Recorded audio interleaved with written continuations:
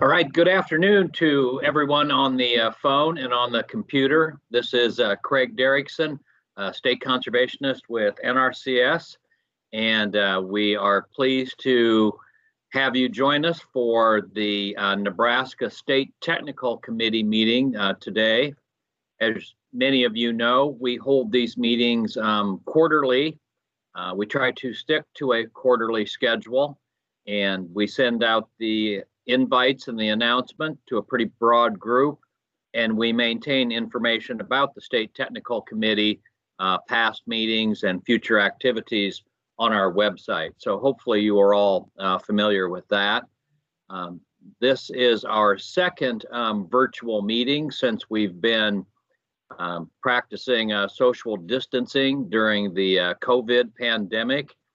And I think many of us are wondering when we will get more back to normal so that we can resume some degree of in-person meetings with our partners and stakeholders.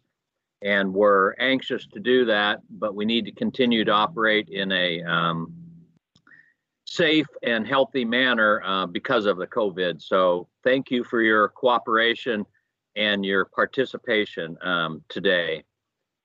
Just doing a check with Brad or Tammy. Is everything working well? Yeah, Craig, I think it is. Okay, thank you. So you can see on the screen here today the agenda.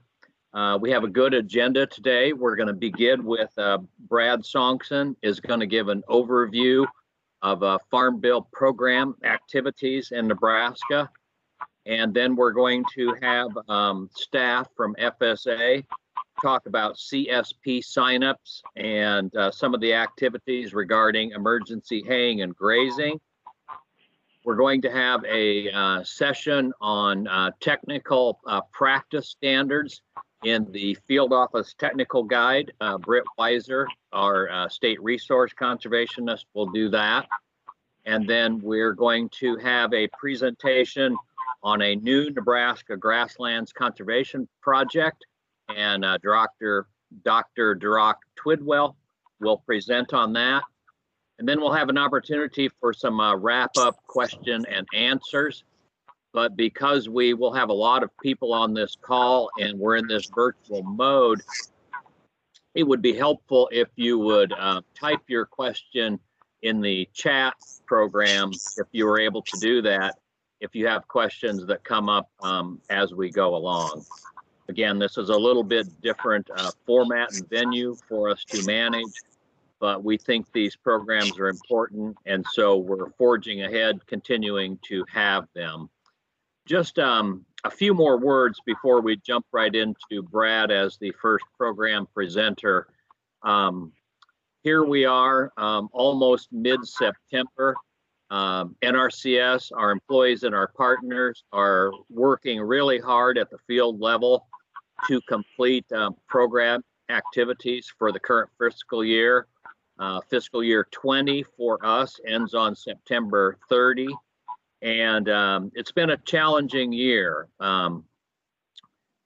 due largely to COVID and the remote working arrangements, while NRCS and all USDA agencies have been open during this entire time period. Field staff have had to deal with some new program tools. You've maybe heard us talk of CART and CD and acronyms like that. It's a new software environment they've been working with, and then there are some new provisions to the Farm Bill that people have been working to learn and incorporate. So although it's been a very challenging year, it's been a hard year. I think stress is pretty high at the field level. I often say we have really good employees, we have really good partners, and I'm very optimistic that we are going to meet all of our deadlines for September 30. But there's a lot of difficult work being completed out there right now. So thank you to all the NRCS employees and to our partners who helped get that annual Farm Bill work completed. And as we wrap up this year, our national office has been in the mode of trying to begin our program activities early in the fiscal year. And so while we're working on one hand to complete the work we have underway for this year, we're also working to be ready to begin additional program activities soon after the new fiscal year begins on October 1. So we're trying to play catch up to a little bit of a degree, just so that we can be on a good schedule to get these Farm Bill activities happening in a logical and consistent sequence, and then still have a good amount of time for our field employees to work one-on-one with farmers and ranchers, provide technical assistance, and work on implementation. So I just wanted to give you all a feel of what our outlook is. Things are good, but I wanted you all to know it has been a challenging year, and I want to give credit to all of our staff that have helped make this year a success. So I think with that, Brad, I will just turn it over to you and let you begin. Thank you all for being here today. Okay, thank you, Craig. I'll get queued up here.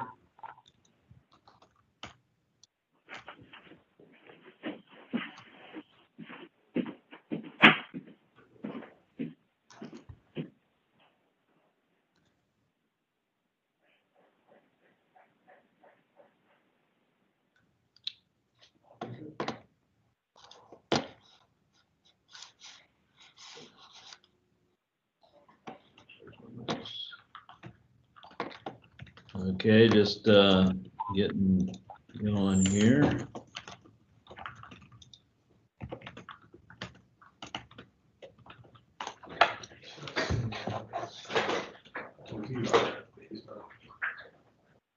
Hang on, just got a little bit of technical difficulty here.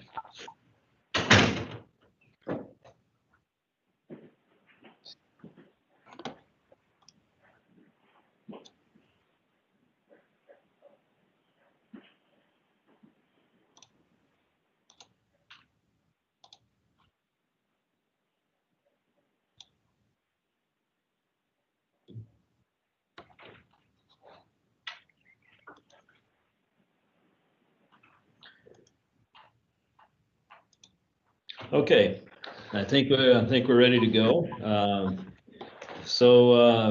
As Craig said, it was a very difficult year in some respects to get through with the new software and different things being rolled out. But we are getting ready to wrap the year up. And so I just want to give you kind of a snapshot of where we are with the 2020 year and some of the obligations. And so I'll go through that first. And then when we're done with that, I want to follow up with the local work group recommendations. The last time we talked about it, I went through, some of the major recommendations that we got from the local work groups. And since then, we have considered those recommendations, and we have the final decisions, and then we'll kind of go through that here today as well. So I'll start with CSP and where we ended up. We started with about 10 million in CSP Classic allocation. We did switch some funds around a little bit from renewals after we funded all of those.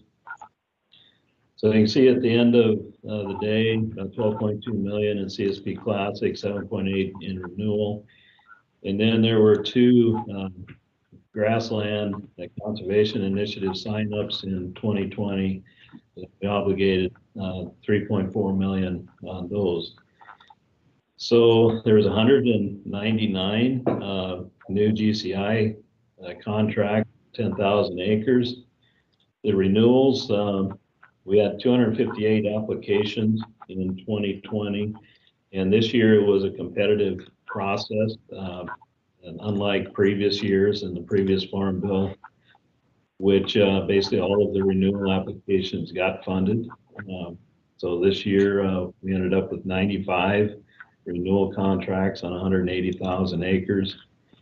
And then the CSP Classic, the general program for CSP, and 910 applications, but due to the limited funding this year, we're on track to do about 125 contracts for the CSP Classic, about over 300,000 acres, and that's estimated. We still have 8 or 10 contracts to obligate by September 30th. So all in all, CSP was a real success this year, and we're going to end strong. So just want to talk about one major change this year.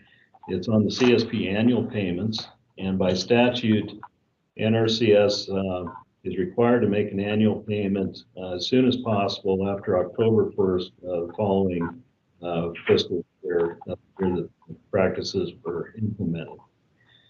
So this year, they've given us a deadline to complete those annual payments, so November 6th, for all of the new contracts that we obligated in 2020.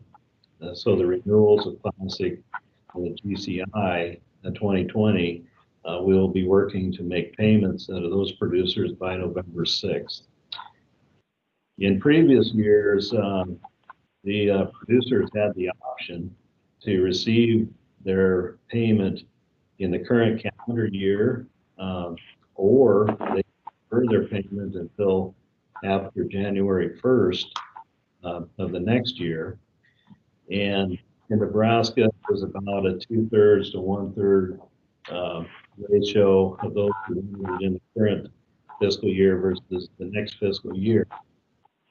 So going forward, any new contract participants, they will not have that option. We will be making it as quickly as we can after the first of the fiscal year. We don't have the option to defer.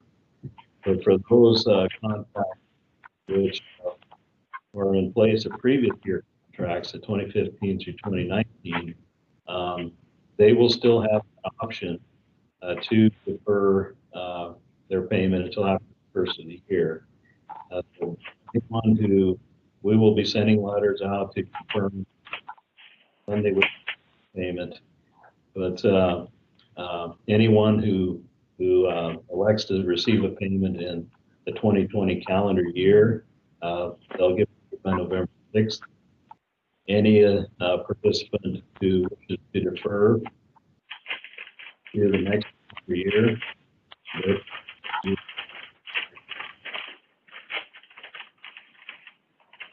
so EQIP, I'll run through that quickly. You've all seen these slides before, so it's just kind of a reminder, but where we stand with our funding. And by statute, source water protection, we are required to spend 10% of the total allocations for source water, 10% for the wildlife contracts and initiative. Historically underserved is 10% total, 5% for BFRs and 5% for socially disadvantaged. And if we do not do 5% in one, we still have to meet the 10%. So in Nebraska, socially disadvantaged contracts are generally under 5%. So we approve more beginning farmer rancher contracts. And generally, the BFRs are 20% or more, what we've traditionally had. It looks like we're on track to be in that same range again this year. The livestock requirement is 50% of the total general EQIP obligation. So just again, quickly, there's a list of our statewide fund pools that we have this year. And so everybody in the state is competing for the funds which we put into these fund pools. We have some partnership fund pools, which we receive our allocations specifically for these partnership fund pools. The National Water Quality Initiative, we received 1.3 million. I'll talk about those a little bit more depth here in a minute.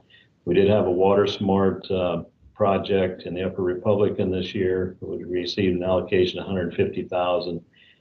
And then we have the Joint Chiefs, the Forest Service project up in the northwest part of the state. We received additional funds there. So these funds need to be spent within these partnership fund pools. And if we do not receive enough applications, then we return that to national from these fund pools. So here again is where we allocated the funds this year. We initially received about 23 million in our general. So doing the math, you know, the 10% fund pool is 2.3 million and so on. And it looks like we are on track to meet these obligations in these fund pools. We're very close on the source water and wildlife of being at the 10%, and we will we'll easily meet the HU. Talk a little bit about the animal mortality initiative that we had this year. As all of you are well aware, with the COVID issues and the meatpacking plant issues that we had earlier this year, it looked like there was going to be a need to euthanize a lot of animals in Nebraska. We were looking at pigs. So we set up this initiative, and we had 3 separate application cutoff dates. The intent there was to take applications from producers who had immediate plans to euthanize and have to get rid of the disposed carcasses. And we're very fortunate, I would say, that this was not needed to a big extent here in Nebraska. Set aside $2 million.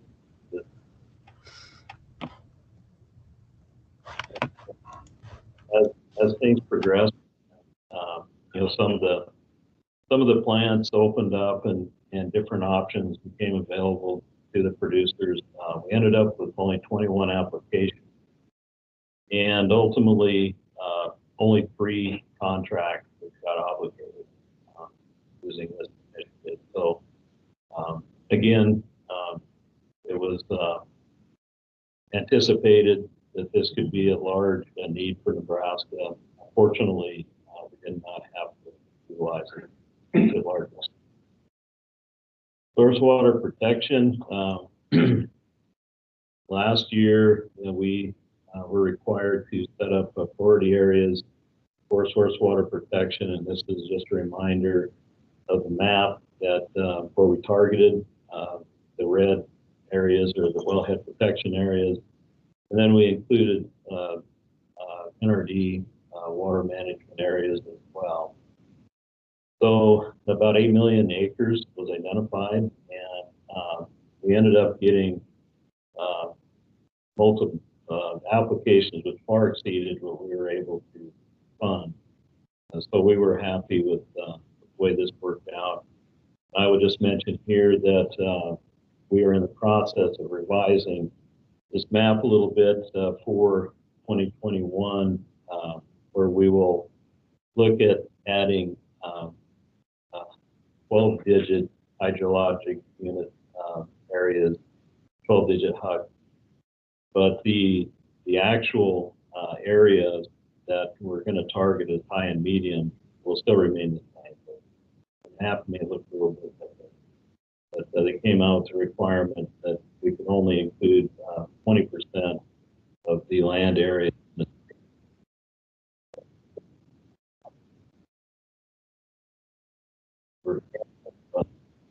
with a map very similar to this with a priority area.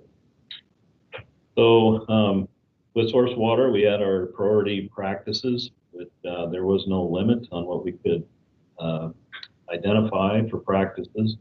So these were the practices that we used in FY 20, and we intend to move forward with these same practices for FY 2021.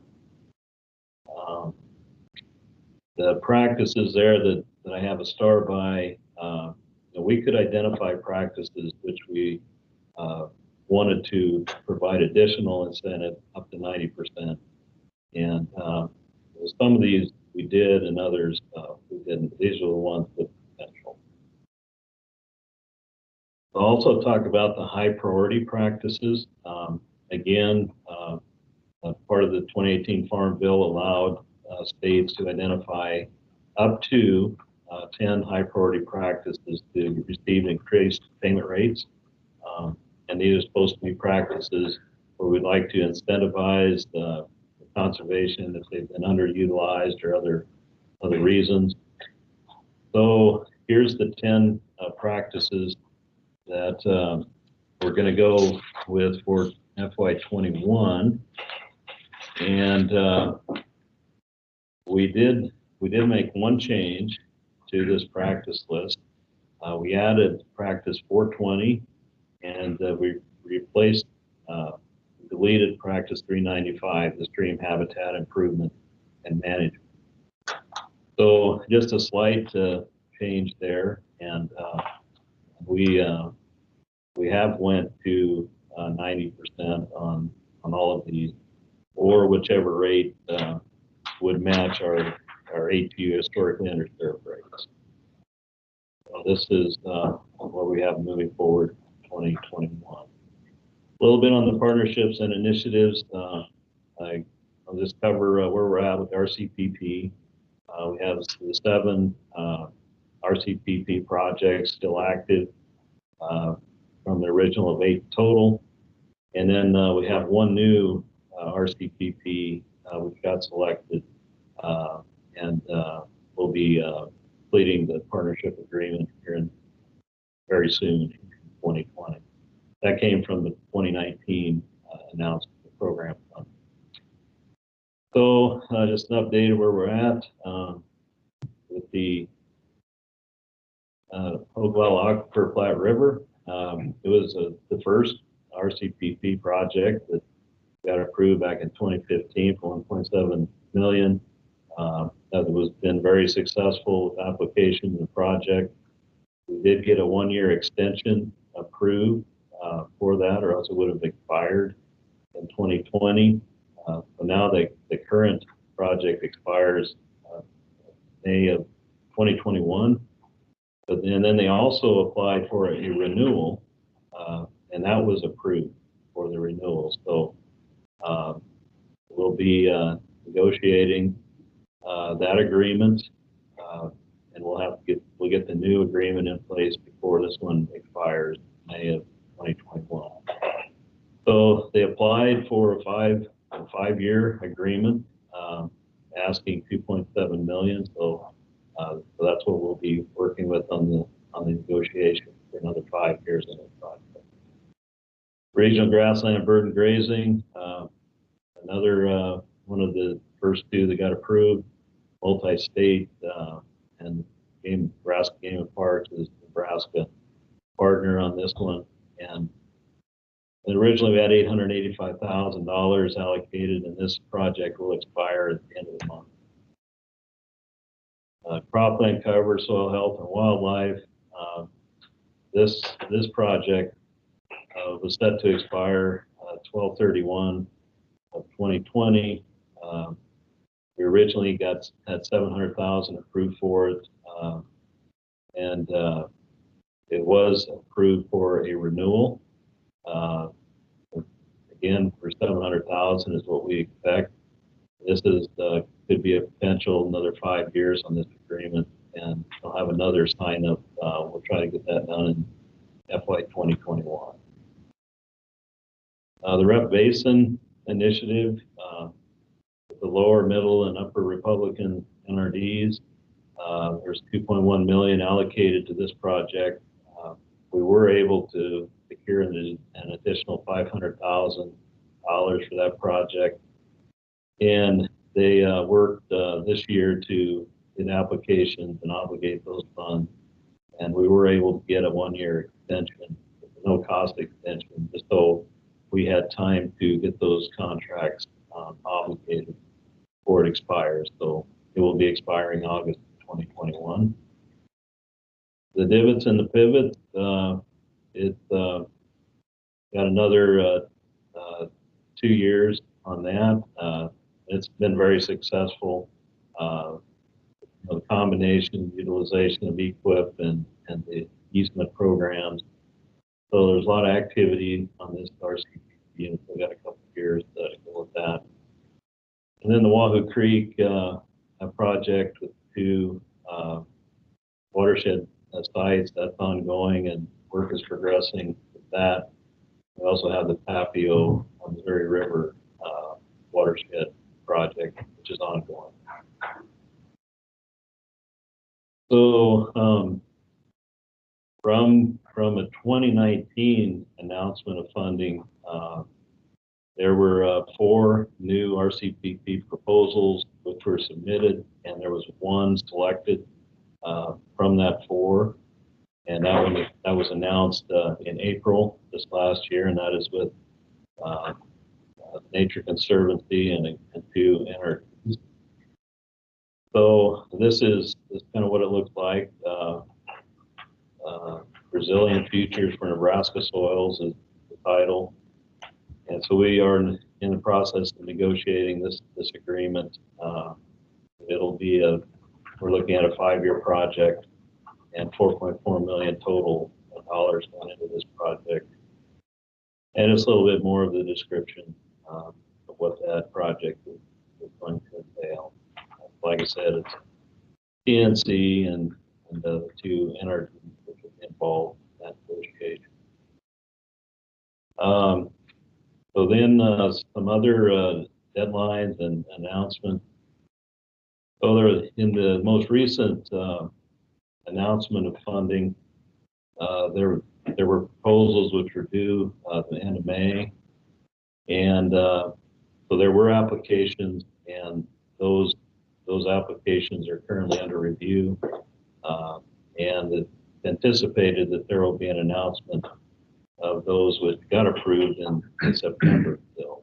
So we'll look forward to that. And then the next announcement for RCPP is expected to be in December this year. So if anybody has interest in RCPP, there's another opportunity coming up in December. So there was part of RCPP now includes alternative funding arrangements. So one of the applications came from Nebraska, with the Forestry Restoration Partnership Initiative. And so we got our fingers crossed on that one getting approved. They will only approve 15 AFA projects nationwide. So there's no guarantee, but we're hopeful. So then there's currently an announcement out that was released for RCPP Classic funding. It was released on August 6th, and you can currently find that on grants.gov, and I put the announcement, the project announcement, which I've listed there, and these proposals are due November 4th. So in about a half an hour, there is a webinar of 4 partners, which is from 2 to 3 today. And it's unfortunate that the same day as this meeting, but we did send out a notice to the State Technical Committee mailing list on this. So I hope folks picked up on that. We've been in contact with several people who had questions on that. So I should have put this on here, but if there are any questions about that announcement, contact Tammy Timms here in the state office. Tammy's taken on the new initiatives partnership coordinator position here on program staff. Just give us a call here in the programs and we'll get hooked up with Tammy to help you through any questions that you might have with that proposal. So November 4th is the date that will be due, and then they're projecting announcement of the award in March of 2021. The Conservation Innovation Grants, there again, real quick, there's a national, the SIG, and there's non-farm trial SIG. So the 2019 funding announcement was released a year ago. The results of that was announced in last November, and there were 4 Nebraska projects which got approved from that. There was another announcement with proposals due on the 29th of May. There were a number of applications received on that, and peer reviews are underway. I believe we had total, over 10 applications that would include Nebraska, so there should be some good projects there. So again, we're looking at a September announcement for those big approvals. And then the national STIG, so that was on-farm trials. So the national STIG announcement was released and proposals were due the end of June. Those are also being evaluated currently. And we expect a September 2020 announcement of those awards. And I would point out that there is this big webinar scheduled for September 24th. So they will go over what's involved in the STIG and developing those agreements.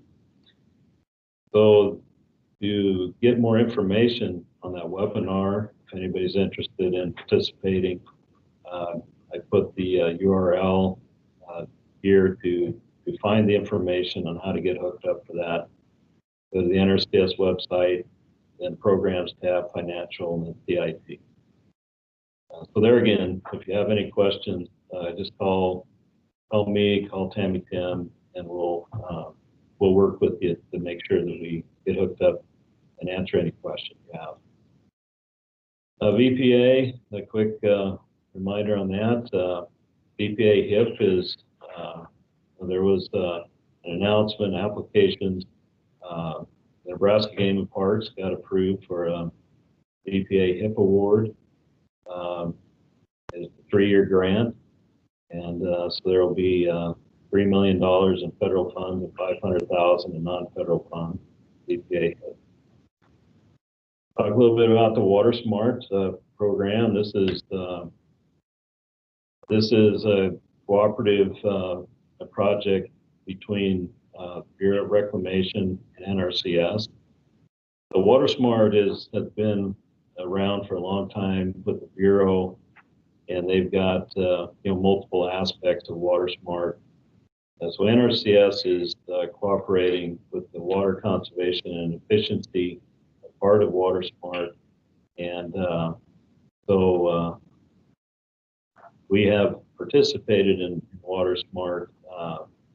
Basically, we go in with the Bureau on projects which they have approved, and then use EQIP funding to apply water conservation type practices, like renovating center pivot to be more efficient, irrigated dry and irrigation water management types of activities. So we've received money for a project in Upper Republican, and Middle Republican has a project, a remote meter monitoring project with through WaterSMART. and Frenchman Cambridge has a project through WaterSMART. In 2020, we received $150,000 for a project in the Upper Republican. We had applications running off of being about $136,000. But then something new for this year, we had a more formal process for requesting proposals to get NRCS, to get EQIP funding. So that announcement went out. We worked with potential partners with WaterSMART, and as a result, there were 2 project proposals submitted. If they're approved for the full amount, about 1.3 million. So those went in on July 31st, and those are still being evaluated for potential funding for FY21 for WaterSMART. Update on NWQI. We have the 4 projects still in Nebraska, and we'll move forward to 21 with those 4 projects. And I'll just quickly go through the map. This is the Brazil map. It changed just a little bit from last year, but we're getting a lot of activity in the Brazil still. That did get expanded, that area, to a large extent, moving into an FY20 and moving forward. And of course, we still have the Big Sandy, the Turkey Creek, and the Wahoo Creek NWQI projects. And so I thought I would just give you a summary of the activity that we had. So in the Big Sandy, in FY20, we didn't receive any applications for NWQI. So we will be working hard to do some I&E and kind of work in that area to sell the program and get some more interest. Wahoo Creek's had a heavy interest in applications in the past, and we had 10 applications this year. Brazil, 41 applications, and Turkey Creek, we had 2 applications, which resulted in 10 new contracts, 350,000 Wahoo Creek, 9 for 872,000 in Brazil, and 2 contracts for 56,000 in Turkey Creek. So I would just mention that going into FY21, the Wahoo Creek will revert to a state planning phase project in 2021 to I guess realign, do some more planning, realign the goals in Wahoo Creek.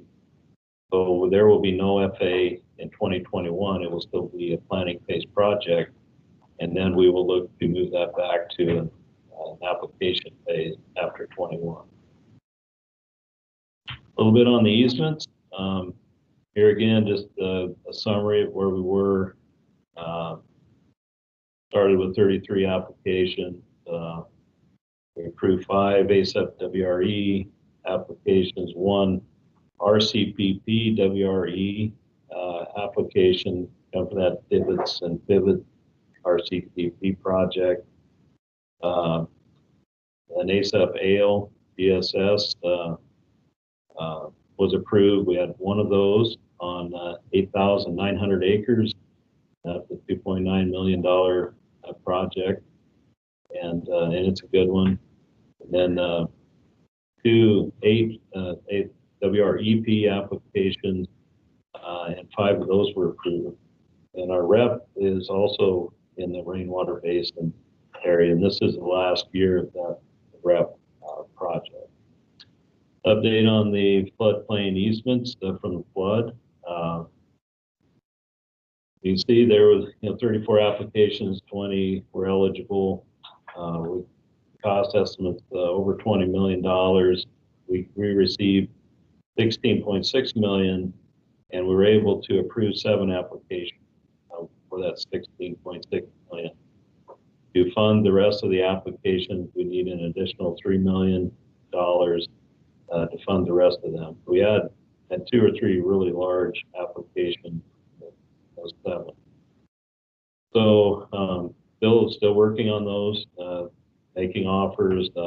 We are getting a few which are deciding to back out of their application, but work is ongoing with that.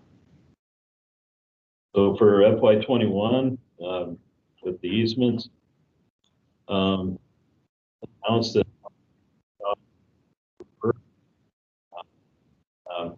one change for FY21 is that we will be using appraisals only to determine the fair market value.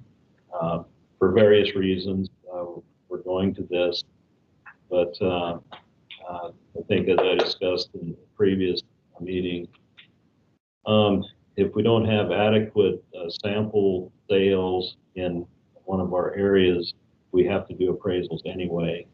And so we'll be doing appraisals only. And then GARTs will still be used, geographical area rate cap, only to establish the cap.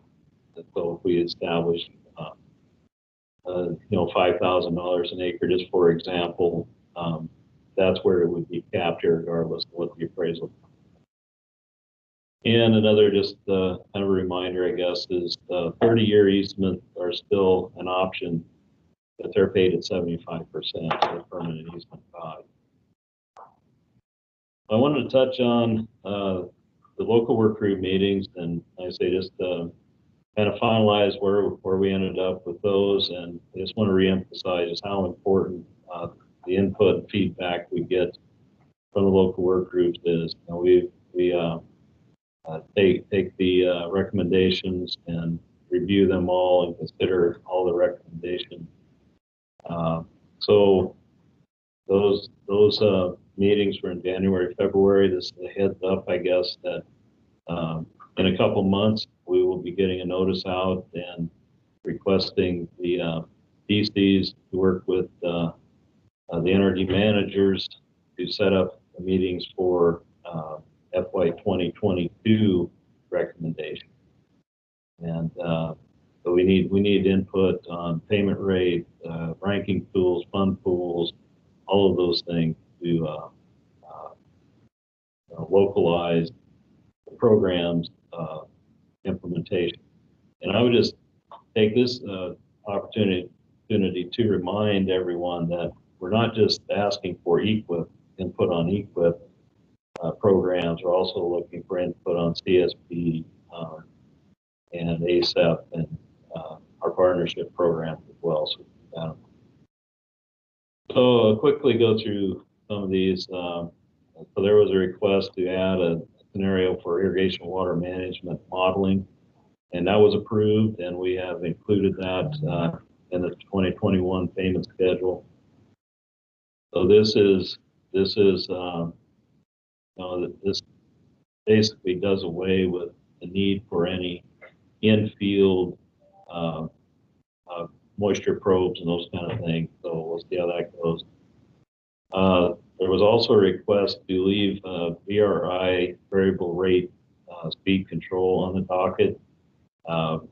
We attempted to do that, but that request was denied from National, so we will not be adding, that will not be on the cost list going forward. And then the request for filters on the irrigation system. That scenario is not available. So we'll be looking at that for FY22 if something is available for that. Then the planned grazing system, there's multiple requests to add scenarios for that. The very first one wondered if there's a scenario to pay for partial year rest or full year deferment. And we think we can actually accomplish some of that with the current scenarios. So we'll be doing some training on that throughout this year. And then to add the scenarios, the next several, there will be no change for 2021 because we were past the time basically to develop the scenarios. When these came in, we'll review those for FY22.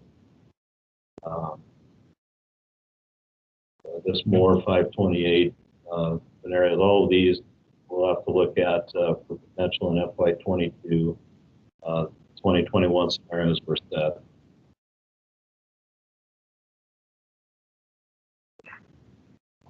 Then on cover crop, there was a request to modify the existing scenario to allow the ability to hay or graze cover crops when converting. And we can currently do this with current scenarios. We'll be providing training on that. As well as the frost terminated cover crop should be allowed. And this is all already allowed, so there'll be some training on that. The request to eliminate 329 or just to reduce it to 1 year, this residue management no-till, this comes up about every year. And it was decided that no change for FY21. We'll continue to review that. Underground outlets, the same thing, multiple requests to get new scenarios to have more options for payment for underground outlets. And these, the same thing, scenarios were set for 21. We'll move forward with those and have to consider for FY22. Grass waterways, terraces, and basins. There again, they're asking to change the unit of payment to an acre payment and increase the payment rate. Those are also set, and so we'll need to review those for FY22. And request to convert to allow us to pay for adding a solar unit on existing wells, and that there'll be no change from current policy on that. Had a lot of discussion on that over the years on whether it is okay to put a solar pump into an existing well, and we can discuss that more, but at the end of the day, that hasn't been approved, and not for FY21. Request to put a cover crop. The cash crop was removed by October 15th. There's no change to FY21 policy on that. Just a regular cover crop procedures will continue in 21. And then there was a comment more than anything about nutrient management. The local work group didn't agree with allowing producers to exceed UNL recommendations and still be in compliance. I think there's some misunderstanding in that, so we're going to be doing some training and clarify the policy on that. A request for a new land smoothing practice, and this has come up for several years in a row, and we did approve that this year. This request is from those areas where they have a lot of gradient terraces, and they're going to convert to a parallel system, for example, and need to remove the old terrace. So that did get added for 21. Request to allow payments for perimeter fencing and livestock water systems in cropland for grazing covered crops after harvest. There will be no change for FY 2021. These practices aren't allowed on cropland under the current policy. We can apply these practices for grazing when we are converting cropland to grassland. So that won't be changing in 21. There's a request to add a practice for ditching of an undated field, and we don't have a practice we felt would accomplish this in 21, so that will continue to be under the field. Then lots of requests recommendation for the payment caps, and it was asked to reduce and increase. Basically, the only change we're making for FY21 is FY20 we had an $80,000 payment cap for 313, practice 313, and in FY 2021 we're going to increase that cap to 100,000 for that practice, and the other the cover crop and conservation cover, those will remain at 7,500. Going to retain the existing payment caps for those practices. And then some discussion comments about how payment rates are calculated. And there was I think 2 requests, maybe 3, to change the way we calculate the payment and use local costs. And we're not able to do that.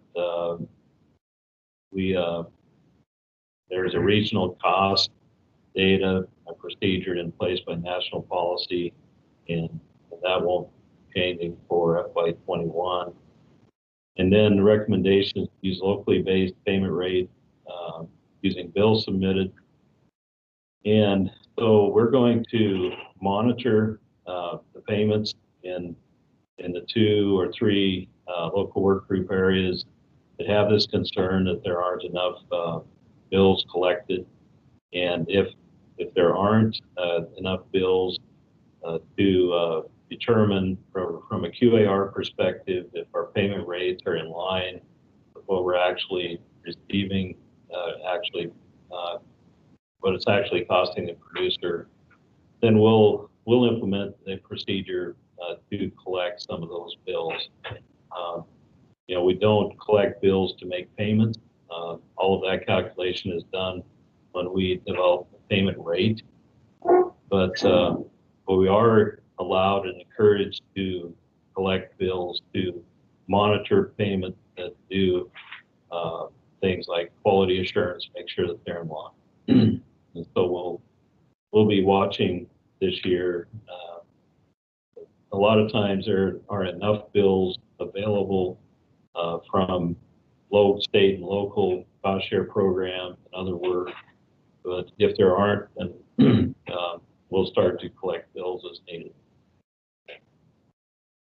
Always request for additional fund pools, and we just support local work groups' decisions on whether they need to add or subtract a local fund pool. We'll continue to do that. And then finally, on application ranking cutoff dates, lots of recommendations, but generally people are supporting having application cutoff dates in the fall. And so we would like to establish a mid-November application cutoff date for EQIP and CSP, but that's going to be dependent on how soon nationally they're able to get a ranking tool template developed and a few other things. So we're hopeful to have an early fall application cutoff date, but at this time we really can't say for sure. So that's all I have. If I guess we'd open it up for, we've got a few minutes for questions. We've had a couple. Craig has answered Tim questions, and Connor answered George's. Andy says, if you're using the GARC percentage as the cap, why would you spend the money on the appraisals? Why would you not do a percentage of the appraisal? Shouldn't percentage of appraisal represent the fair market value for the easement? Okay, so the way the geographic area rate cap worked in the past was we still do a market analysis to determine the fair market value, and so by doing that, they still need to have a minimum number of sales in each one of our areas in the state. And in the last year or two, there have not been enough sales to establish a GARC rate that we would just automatically pay. And so we were required to do an appraisal anyway. And so what the GARC rate will do for us now will be to simply establish a cap on how high or what the maximum payment per acre would. So feel free to give me a call, if that didn't fully answer that question, and maybe we can talk about it more.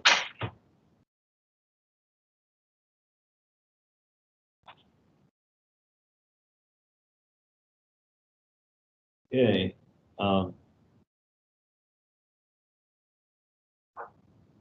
I guess are there any more in the chat? Not that I can see, I do not. Okay, well, thank you. And like I said, if there's anything comes up or questions later, just feel free to give me a call. All right, thank you, Brad. And I think there was just those few questions in the chat, so I think we're pretty current with that. There may be more discussion later, but thank you for going over that material. And next on the agenda, we're a little bit ahead of schedule, but it's for the CRP signups and update. Brad, I'm not sure who from FSA was going to present, but do you know if they're with us now? Yes, this is Doug Klein. I'll be presenting that information, Craig. Hey, well, okay, Doug Klein from FSA. Go ahead, Doug. Okay. Got it up for you. Should be there. Can everybody see that? I can. Perfect. Okay. Thank you. This last year we did do several CRP enrollments. We haven't had any big CRP enrollment for a couple of years, and part of that dealt with new Farm Bill provisions with 2018 and getting those provisions in place and being prepared and ready to implement those changes going into the sign up. And one of the big adjustments that we had involving CRP, the mid-contract management and whether or not it was eligible for cost share, that is something that did change with the 18 Farm Bill, and so that was a major adjustment that we had. In addition, we also, as we are finishing up with the CRP enrollments for this year, of course, after October 1st, we'll be gearing up for the annual CRP payment. So, Tim, if you can go to the second slide.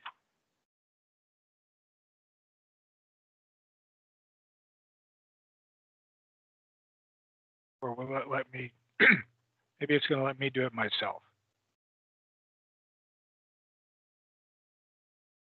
A little bit of technical difficulties. We'll be right there. Okay. Okay, now go to, this is what, so they're seeing him, right?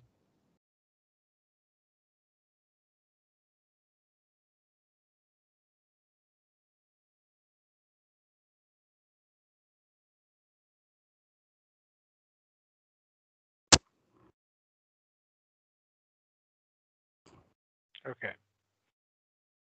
One of the signups that we did have was the CREP, or Conservation Reserve Enhancement Program. This involves areas in the Platte and Republican River areas. We did have, in 22 counties, we had 250 offers, right at around 26,420 acres. So it's been a while since we'd had any major CREP enrollments, but we did have a large number of acres that were expiring this year and next year also. So we're anticipating pretty heavy activity and interest in CREP enrollment. And so as you can see, we did have 250 offers this last year.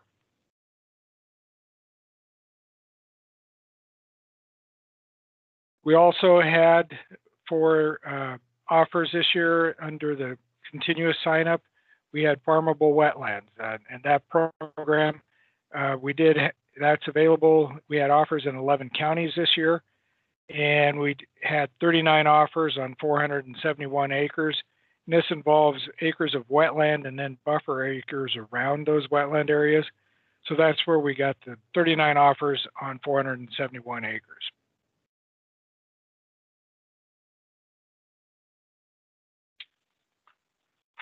Under our regular continuous sign up, and that goes on basically throughout the entire year, we ended up with 1,177 offers across the state on almost 15,000 acres and involving and offers on 24 different various practices. So pretty successful there, a lot of activity. And generally under the continuous sign up, we're looking at a lot of smaller acres. These are not the large acres of CRP that like we see under the general sign up.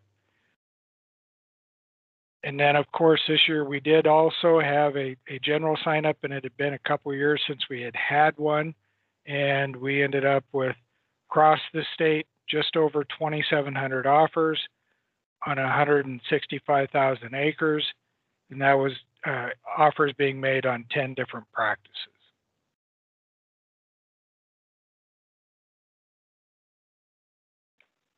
We also this year took grassland enrollment offers, and across the state we had 1,050 offers made on 478,880 acres. And these are the grassland acres. These are the ones that do involve a lot of complex planning with NRCS doing the technical aspect of that. And so we're in the process of getting those done right now.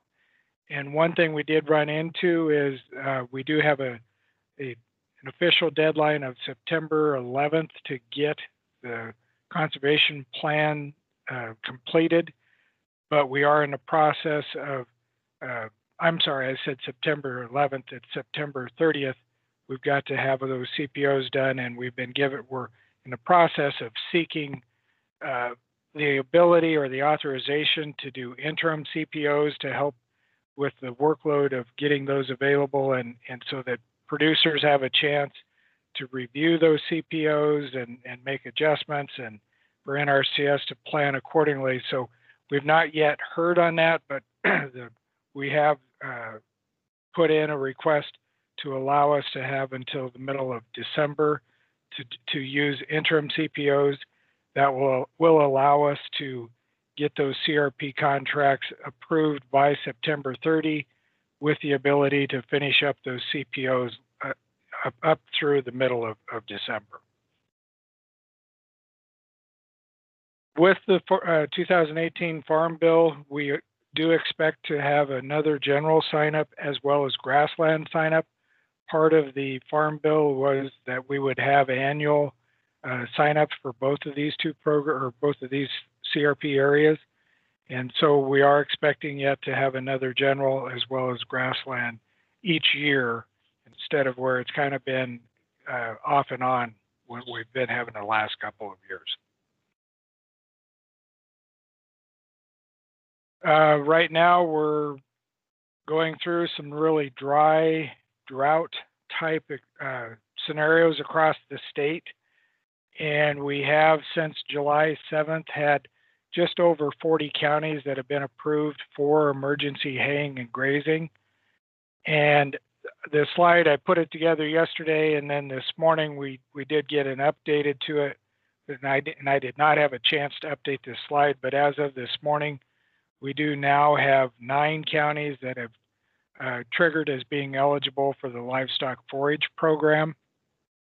The 4 counties listed here, as well as Thurston, Cumming, Dodge, Stanton, and Colfax, have now triggered under the LFP program, and that's the livestock forage program. And essentially, based on the degree of how dry and drought level is obtained, that triggers monthly grazing payments, either 1, 3, 4, or 5 monthly payments.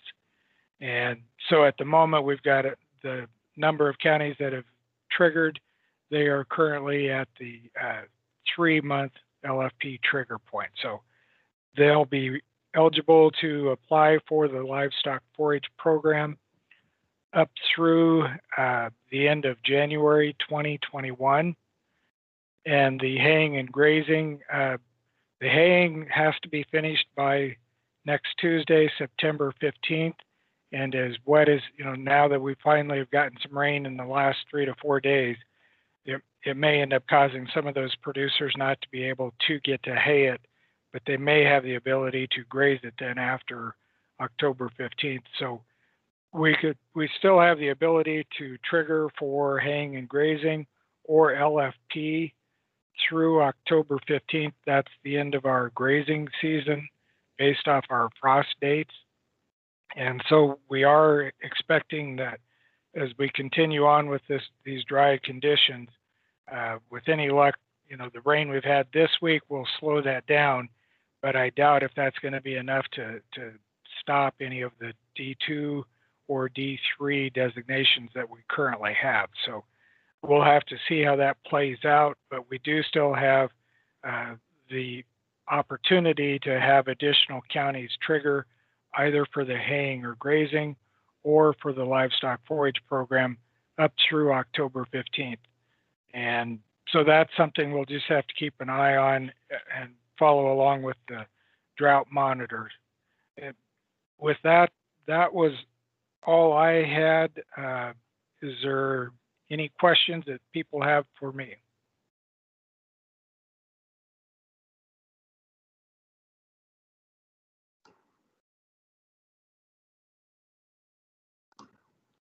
Thank you, Doug. I'm not hearing any questions, but we can pause just a minute there and see if anyone has questions. Okay. A lot of good activity. A lot of good activity in CRP this year, so that's great. Yes, it had been a while since we've seen that much activity. As you and I both know, that leads to a lot of our activity that in the next couple of weeks that make us a little nervous, but yeah, we'll get through it as best we can. Yeah. Certainly, if anybody does have any questions they think of later, feel free to reach out to FSA, and we'll be more than happy to address any of those questions. Okay, thank you, Doug.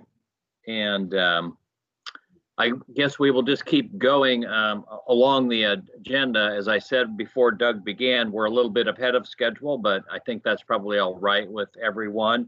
Next, we're going to have Britt Weiser talk about conservation practice standards and the review process. And I know Britt is on hand. Neil Domney, you and Dirac will then be up a little bit before 3, probably almost at 2:30. And so you can be ready for that if you're listening. So with that, I'm going to bring on Britt Weiser and turn it over to him. Okay, thanks, Craig, and good afternoon. Craig, could you let me know if my screen is showing up now? It hasn't arrived yet, Britt. Okay, I'll give it a minute or two, but if somebody can shout out that they're seeing my presentation, I'll start. Okay. I might just mention real quickly while we're waiting on that to go out, we had one of the members of the State Technical Committee inquire about some recent revisions we did in our nutrient management standard. So I thought it'd be very timely for us to have a quick presentation on our conservation practice standards, when we typically revise them, and the notification process we have for those that would like to provide comments on our practice standards. Let me pause there. Craig or Tammy, has my presentation shown up yet? Britt, I'm not seeing anything. You might want to unshare and try it again. Yeah. And if that won't work, then I will, then I'll have Tammy pull it up. I'm going to try it again here. Yeah, Britt, make sure you share your desktop and the PowerPoint is on your desktop.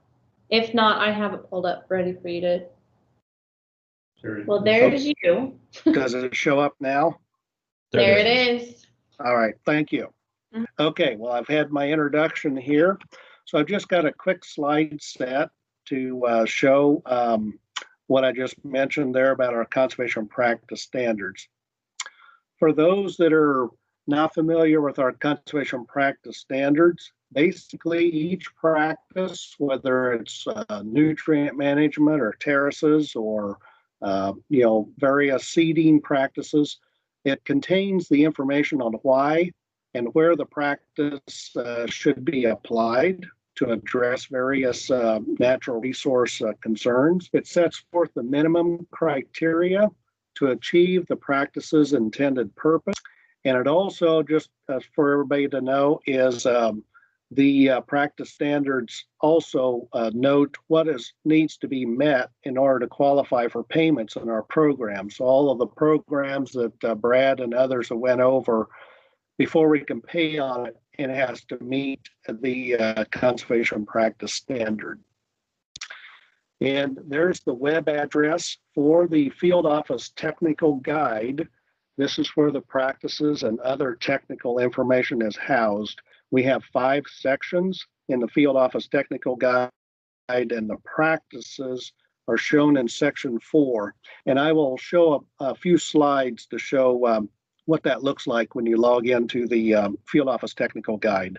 And basically we have about 170 practices nationally. Those are various things like engineering practices, terraces, waterways, irrigation, sprinklers, etc. Practices like cover crops, range plantings, wildlife seedings, management practices like nutrient management, irrigation, water management, etc. So when you go to that web address for the electronic field office technical guide, this is what it will look like. Obviously, once you've got into Nebraska, when you first go in, you'll have a drop-down box over there for the state, and you'll want to click and pick Nebraska, or if you're interested in another state, you can see the whole country. Then you'll click on section 4 if you're wanting to go to conservation practice standards. And then you'll want to highlight the part here that's conservation practice standards and support documents. And then finally, you can see all of our practice standards are in alphabetical order down below there. And so you can just scroll down and find the practice standard you're interested in. So if you want to see what one individual one looks like, I've just took the first practice standard, access control, and I wanted to make you aware of something. This is a recent change that was required nationwide, that we name our files consistently. So you can see there, the one that I've got the circle, CPS, and over to the right, I've got what that acronym is, and that stands for Conservation Practice Standard. And just for information, you see here's a file with an SOW. This stands for Statement of Work. It outlines the items that are required for a practice. And you see another one with IR, which is Implementation Requirements. We used to call these job sheets, and it outlines what a producer or a contractor needs to do. These got renamed to Implementation Requirements. There's other documents that you might find in a conservation practice folder, but this shows some things, and certainly look for the CPS one if you're interested in the practice standard.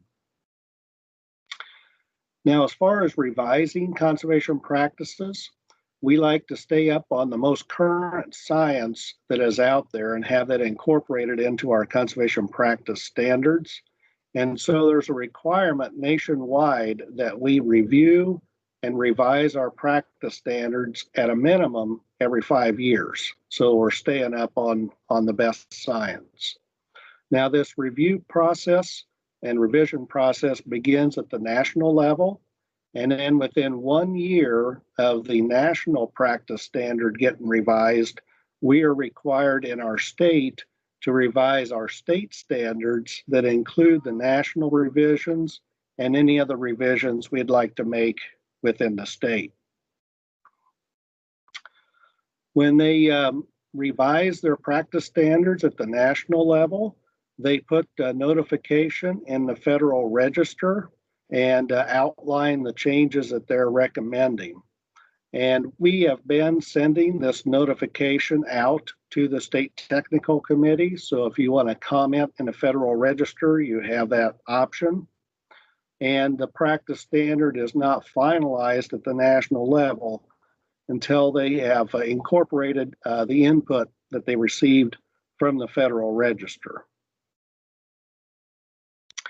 And in the state, the way it works is the appropriate state specialist, whether that's somebody on my staff like an agronomist or a range management specialist, et cetera, or someone that is on Alan Gearing's staff, an engineer, they will typically solicit input from any experts that are out there, whether that be at the university, partner organizations, or others that they know, and incorporate their input and the current science into the practice standard revision. And what we've done so far is we have typically consulted the State Technical Committee when the proposed changes are either significant or we think they could be controversial. We have not brought every minor change to the State Technical Committee, and so that's why we had a practice standard nutrient management that was revised in July, and we didn't bring it to you because we thought the changes were so minor and we didn't want to bog down meetings with just very minor changes. However, with this in mind, we're thinking about some additional notification. And as I mentioned, we did have somebody that asked for our nutrient management revisions, and we sent them a list of the revisions that we made. But in the future, what I'm going to recommend we do, and would like feedback or whatever we want to do today, to let you know of practices that we plan to revise within the next year. And then if you have a particular interest in one or more practices, to let us know, and we will make sure and send you a draft revision of our practice standard and solicit your feedback before we finalize our revision. So that's something that I think may be helpful. I don't want to bog down the technical committee meetings with items that to a few people, but I'm proposing that this would be a way that we don't surprise someone with some changes and we didn't bring it to their attention that we were planning to make those changes. So just to give you an idea of some that we are currently working on right now, so you can certainly email Tammy when she sends out the minutes, or email me or whoever if you're interested in these. But Corey Brubaker, who is our state agronomist on my staff, he is currently working on our pest management standard. Now, he has shared with me the changes from the national standard, and I believe they are very minor changes. So I don't think it would be worth everybody's time to go over all those minor changes. But if you have a particular interest in seeing what we're doing with that standard, please let us know, and we'll certainly send a draft revision to you. Also, I've had Corey working on some cover crop seeding guidance to address species and conditions where it's appropriate to seed by aerial or broadcast seeding methods. And here's my rationale there. I've been out on several cover crop seedings that have failed, and they're usually due to either aerial or broadcast seedings under certain conditions in the field that don't make that practice successful. So what I've asked Corey to do is to review the literature and any good information he has, reaching out to experts, and maybe we need to put some sideboards on when it's appropriate to do aerial or broadcast seeding methods to ensure success with that cover crop seeding. So those are two things I've asked Corey to do in the near future. Also, Rich Nelson, who's on my staff, is our state wildlife biologist, and he's currently working on the new practice standard called wildlife planting. While it will be a new standard, it basically just takes information that's scattered in a lot of other practice standards and puts those into a specific wildlife planting standard. So it'll have criteria for commonly targeted species such as upland game birds, pollinators, monarch butterflies, and etc. Also, when we send out the minutes to this state technical committee meeting, just very recently on August 19, we received the national notice of the engineering practice standards that will be updated in 2021. They've updated those at the national level, and we will have 1 year from August 19th to get our state engineering standards that are listed in there updated as well. And we can certainly send that out with the minutes of this meeting. And if there's a particular practice standard you're interested in, you could either email Tammy back and she'll let Alan know, or if you want to email Alan Gearing personally, that's fine as well. The practice standards in my shop in the ecological sciences, they have not sent that national notice out yet of all the national practices that are recently revised. And again, when we receive that, we can send that out to everybody, and you'll know that we will be working on those over the next year to incorporate those national changes and any state level changes. So with that, Craig or Brad, I don't know if we want to address questions we may have at this point. Yes, I think we could take.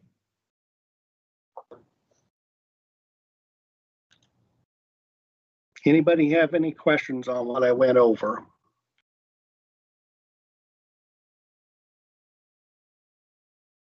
Well, hopefully that additional notification that we'll put out to you guys, and if you're interested in a particular standard, to let us know. Hopefully that will keep everything open to you and allow you the opportunity to provide input on those items that you're particularly interested in. And we'll still bring what we believe to be significant changes, certainly controversial type changes to the State Technical Committee in person, so that we have a good discussion there. We just want to make keep you in the loop of any minor changes that we may not bring to the State Tech Committee in case you're interested in them as well. So with that, Craig, unless there's other questions, I think that's what I had to cover today. All right, thank you for giving that good update, Britt. I think that's helpful for the number of people we have on the call today to know the general process that we use to provide information on our practice standards and keep everybody on the same page. I just checked the participation. We have about 50 guests on the call today, and then a number of NRCS staff and other people. So our overall numbers are in the 60s, which is a good crowd for today. And I guess that's a testament to people's ability to work with this virtual environment and make good use of it. So I'm going to turn it over to Neil Dominy and ask him to introduce and work with this next session. So thank you. All right, thank you, Craig. So I'm super excited today, and I'm super excited to have an opportunity to just say a few quick comments before handing it over to Dr. Dirac Twidwell to help us set the stage from the science side and a new project with grasslands here in Nebraska. So for a few months now, there's been conversations with Craig and the science community, both nationally and locally, looking at what more can we do for the grassland conservation efforts. There's been work within NRCS from a 4-state perspective: South Dakota, Nebraska, Kansas, Oklahoma. The state conservationists got together and decided that they really needed to look at what could they do to work with conserving grasslands, especially with pressure related to woody species invasion. The project that's been proposed and is being, put together is a landscape approach. So it's not just a small project. It's looking at that 4-state wide area across the Great Plains. So it's a very cool opportunity, very unique, and it's really got some really good goals. A couple of the goals that come to my mind, we're really looking at ensuring the science comes before our programs, and then ultimately prioritization of where that science is on the landscape, and ensuring we're targeting the right places at the right time. So this jointly falls into some of our working lands for wildlife projects. There was a recent solicitation for new projects, and we're packaging some of that up and putting that in. So we hope that we can all work together to look to improve our grazing lands for production, the wildlife communities, and targeting our conservation efforts to really help out on this project. So I'm super excited to introduce Dr. Twidwell, as I mentioned. He's going to take us through a few presentations on the topic here, or a presentation on the topic. He's leading us with our science, kind of a science advisory role. So we're super stoked to have that. And then I'll be monitoring the chat room. So if there's some questions through the presentation, I'll try to grab them and maybe feed them to Dirac as we have opportunities, or we'll see what we can handle at the end of the presentation. So Dirac, I'm going to hand it over to you. Great, thanks. I know I sent the presentation in, Neil. Let's see if I can share my screen. Are you able to see that? Yes, sir. All right, great. Great. Hey, thanks everybody. Really appreciate being able to attend today, and talking with Neil a little bit about just giving some background on state technical committee meetings with the NRCS. Neil really reinforced the technical side of this pursuit and this progress and what's led to this type of an initiative. So I appreciate that. We're going to take a little bit of a deep dive into this, like what forms the foundation of what we've been learning in rangelands, why there's been discussions nationally on how to better address big scale threats, multiple threats, and really then how do we start to develop a better strategy. And this has really been the result of ongoing efforts with not only, from a science standpoint, it's science directly connected with landowners, where how do we scale up rangeland management to do things where we've had very little success at large scales? How do we align that with the partners, the agencies, and the diverse interests that exist, but by really capturing private landowner interests that exist and the challenges that exist in the Great Plains, which private land dominated states. So I know there's a lot of people on the call that have been a big part of that. This is to me like the evolution of that discussion. So I'll get to some things like what does this start to look like? What do the programs look like? But I definitely also want to give some background on the technical side and the theory. All right, so one of the grand challenges that we have ahead for us in the 21st century is really avoiding undesirable transitions that are so severe their consequences go beyond what any single discipline has traditionally done. We are seeing wildfire-related disasters play out now at unprecedented scales out west. That's an example of how systems change with undesirable transitions that have been playing out long-term, slowly over time. The grand collapse of coral reefs, things like desertification and the Dust Bowl. And an international example is brush encroachment or woody encroachment in rangelands. All these are well-known global examples of transitions that are taking off, but they're taking off at scales that go beyond how we traditionally study them. These aren't, right, like a blowout is important for endangered species in the sandhills. We want to, though, avoid deserts, right? A blowout's important for endangered species, but if a blowout expands to the size of the scale of the sandhills, it'll cause endangered species. Woody plants and things like windbreaks are important when they're local, but we want to avoid their expansion across ecoregion scales because they cause endangered species. So things like that are really important of why we want to avoid transitions, but it's the scale of those transitions that are unprecedented. And that's really what resilience is focused on. And it's really what generalized resilience indicators have focused on. So there's a whole bunch of research, a lot of that also coming out of the University of Nebraska, on what kind of generalized resilience indicators provide earlier warning of these transitions happening.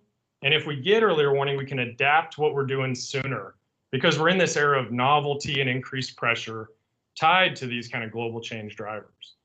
And ultimately, that's the goal. Like, regardless of the mechanisms of why, regardless of the history, how do we better manage the diversity of these ecosystems and get what we want out of them to the benefit of things like the state of Nebraska? Now resilience is used all over the place. From a technical standpoint, I think it's really important to understand what resilience means in ecology today. A lot of people think of resilience as bounce back, and that is one definition. But resilience as bounce back assumes a single state. How long does it take for the system to bounce back and recover to what it was before? But when you have these alternative states, like a grassland going into a woody dominated state, or desertification, or cheatgrass dominance, things like that, you might not ever get bounce back. And especially when that happens at larger scales, that can occur. So resilience, in terms of Holling's resilience, which is really viewed as ecological resilience, is the amount of change a system can withstand before it crosses this threshold and becomes a fundamentally different state. This has really important implications for conservation and restoration, especially with large-scale management and planning. This broader aspect of resilience was introduced in 1973. This was still a relatively young idea and concept. Like, alternative states was still debated 20 years ago on if that was a real thing. But this concept of resilience really subsumes other definitions. The other definitions fall within this broader classification of really understanding, like, when we have resilience eroding in systems, it makes it easier for that ball to go to an alternative vegetation state or an alternative ecological state. And this new concept of spatial resilience says, hey, it's not just over time. We don't just get this flip over time that occurs, but spatial resilience is the contribution of those spatial attributes that change feedbacks in the system. And those feedbacks are what's responsible for how resilience is generated. So there's these various aspects. I'll move this. I think people see that video on my screen probably. But there's these different aspects of resilience that are internal. So most of us think of internal elements. So if we're managing a ranch, for example, we're looking at within fence boundaries or a pasture. What's the internal elements tied to resilience? But what you do on your pasture isn't just affected by what you're doing internally. It's affected by the context around you, or the external elements. So, for example, I always like to use the example of Lincoln, Nebraska. If my neighbor has a dandelion problem, it's not just what I'm doing internally in my yard. If my neighbor has it, I have a dandelion problem. So the external elements plus internal drive spatial resilience. And this really provides a broader landscape context for why resilience is changing and why we have a lot of things we don't want happening in the systems. It's tied to certain scales of change and the erosion resilience in our systems and in nature. So a lot of background of how resilience has evolved. Well, let me give an example from cheatgrass management of what this means. This was developed in 2013 for cheatgrass, where you have recommendations of prevention, maintenance, eradication, intensive management tied to certain levels of cover of the problem. Well, of course, what does this not do? There's nothing spatial about it. It's internally operationalized. So when you look at this, there's a weakness in our game plan because it lacks spatial context. It lacks spatial resilience thinking. So all of a sudden, look at what I mean by the right. Here you have trace levels where everywhere it's blue. And here you have an invasive annual grass that's in a couple of areas where it's more abundant. And then you have an alternative landscape where here it's widely abundant and only 2 areas that are now trace levels of cheatgrass. Which of these do you think actually we're going to have more success in? Fighting the problem over huge areas where the invasive species is already established, or having strike teams that hit it while it's early and doing that early detection and rapid response. So it's not really maintenance. It's not really restoration and containment. A landscape approach tries to understand, wait a minute, we've got the initial signs of expansion here. We want to avoid compromising these other areas that are intact and really conserving that broader landscape versus taking small chunks out of a huge problem at large scales. This recognition is really a way for us to move forward beyond some of the things we've done over the past, which just operationalizes what's happening in a pasture, what's happening in an area, without broader scale planning. So the bottom line with all this is we need to incorporate scale and landscape context into what we're doing in rangelands more. We need to do it for a number of threats, and we need to prevent certain undesired changes that are tied to rangelands from happening over time by being more proactive in these landscapes. The history of range management hasn't done that. And as a result, for broad scale threats, our current management is not performing to expectations. Jeremy Asst, who's a tech transfer specialist out west that developed this slide and shared it with me, he'll say flat out, like, we have very few examples of success associated with cheatgrass at large scales. We need a better game plan to win. And there's technologies that can start helping us do that, that operationalize things like spatial resilience to make that happen. And what this does, I think this has been a long-term pursuit in ecology. We have, for decades, struggled with the problem of pattern and scale. Most debates that exist, and the debates are fierce, right, occur because people perceive the ecosystems at different scales and different patterns. And what I really like is Simon Levin's quote here, and this is the MacArthur Award-winning lecture that recognizes his efforts in ecology. There is no single scale at which ecological phenomena should be studied. We need to look at them across multiple ranges of scales to understand what's happening in the system and to understand how we need to be adapting. So usually we see ecosystems out our car window, right? Like we see it from how we stand and look at the landscape and how we look at that system. That's one scale. But we need to be looking at multiple scales to understand how change is really happening and understand how this complex systems are playing out. Technology is finally getting to a point where we can do that and start to really create better plans across multiple scales to deal with certain issues in rangelands. So this is, again, that technical side. Like, this body of theory has a long history, and the challenge has been to operationalize it for the benefit of ecosystem management. Now, in addition, there's a whole bunch of theory that tries to provide earlier warning. Cy Levin said that, again, it's that, what is the most important thing scientists could be doing this century? Well, the most important thing we could do is provide more advanced and earlier warning of when these major transitions in ecosystems are going to happen. So there's a body of research that's emerged that's called early warning indicators to try and warn of when these regime shifts happen. The early work used univariate indicators, meaning a single factor, to try and predict based on like heightened variance in the system or certain indicators when there's warning that the system might be undergoing stages that precede collapse. The challenge with univariate indicators is that they seem to be unreliable or inconsistent given certain contexts, whereas multivariate indicators have proven to be more reliable. And that's even stuff that we've been part of, where you can start to have better predictions if you use a multivariate indicator. Because regardless of what individual species might be responding, right, like there's some warning in the system, but individual species or a single factor is idiosyncratic.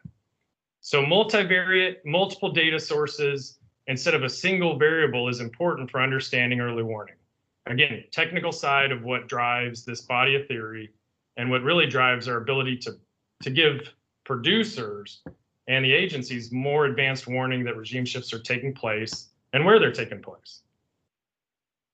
But most of that stuff that I just showed you in that last slide, that's all over time. So what they do is they have time series data and then they say, do we have an indicator that collapse is pending?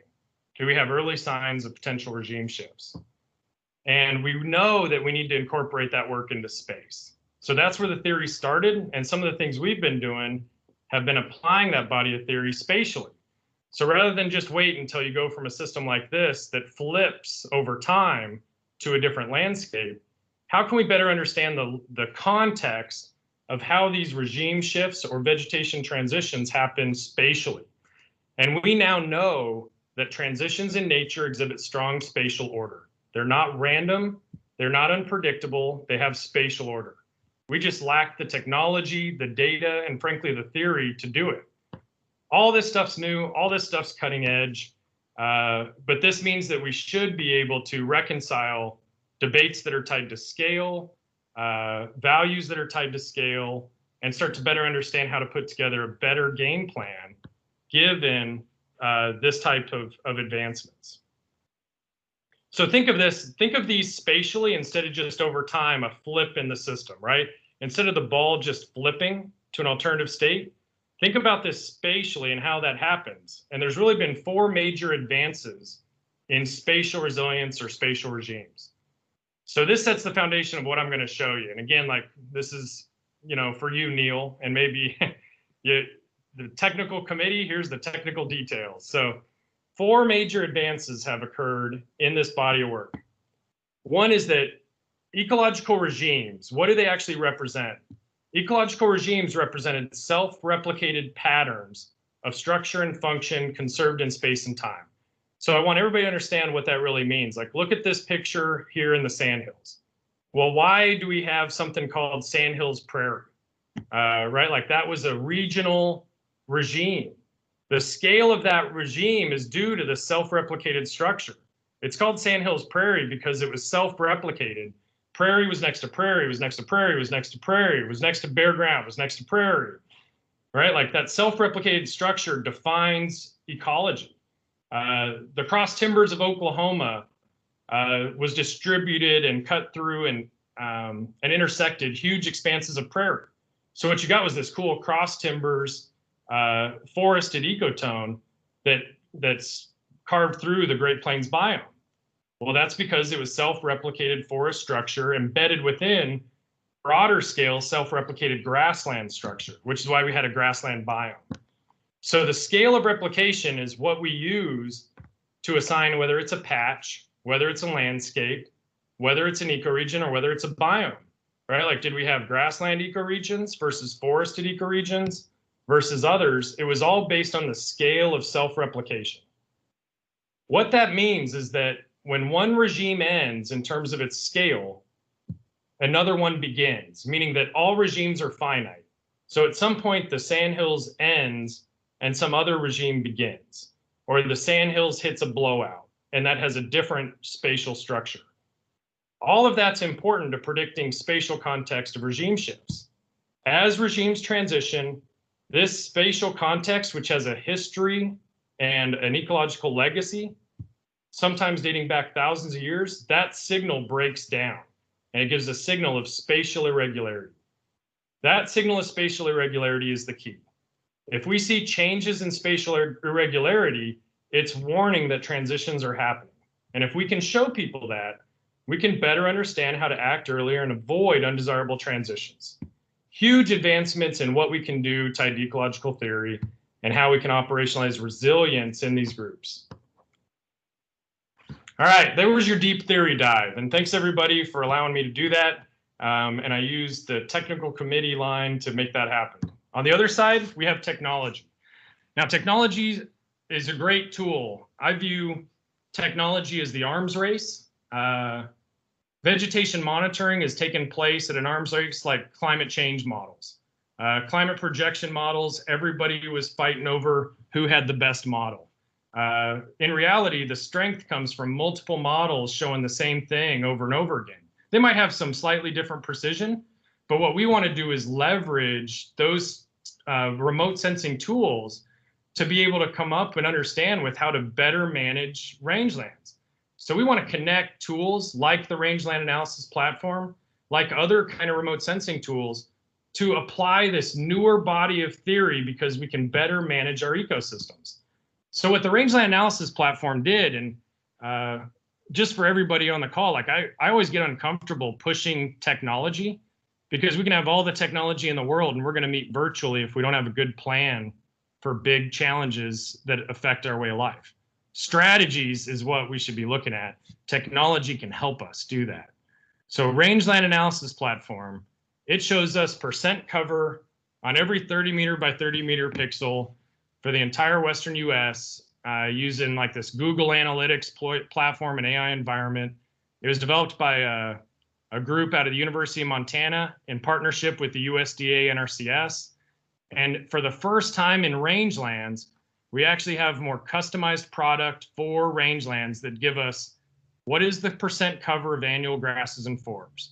What is the percent cover of forbs and grasses that are perennial? What's the cover of shrubs? What's the cover of bare ground? What's the cover of trees? And what's these kind of aggregate values we get out of them? We haven't had that before for rangelands. Like forestry's always been way ahead of this. And this will be freely available every year going forward. And I expect a whole bunch of groups to keep doing products that improve this kind of remote sensing work over time.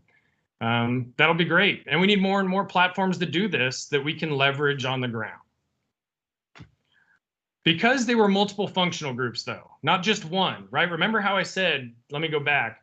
If it was univariate, like perennial or shrubs, I only have a univariate indicator. That means I don't have a multivariate data source.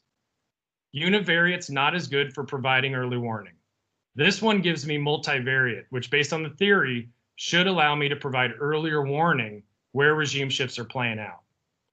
So what we were able to do, and this is work by Dr. Dan Uden, who was with me as a postdoc at the University of Nebraska. He's now accepted a professor position here. He was able to screen for regime shifts and image them at scales that range from an individual property all the way up to national extents. So we can actually image these spatial boundaries of self-replicated structure. We can track whether those spatial irregularities are changing over space, time, and scale.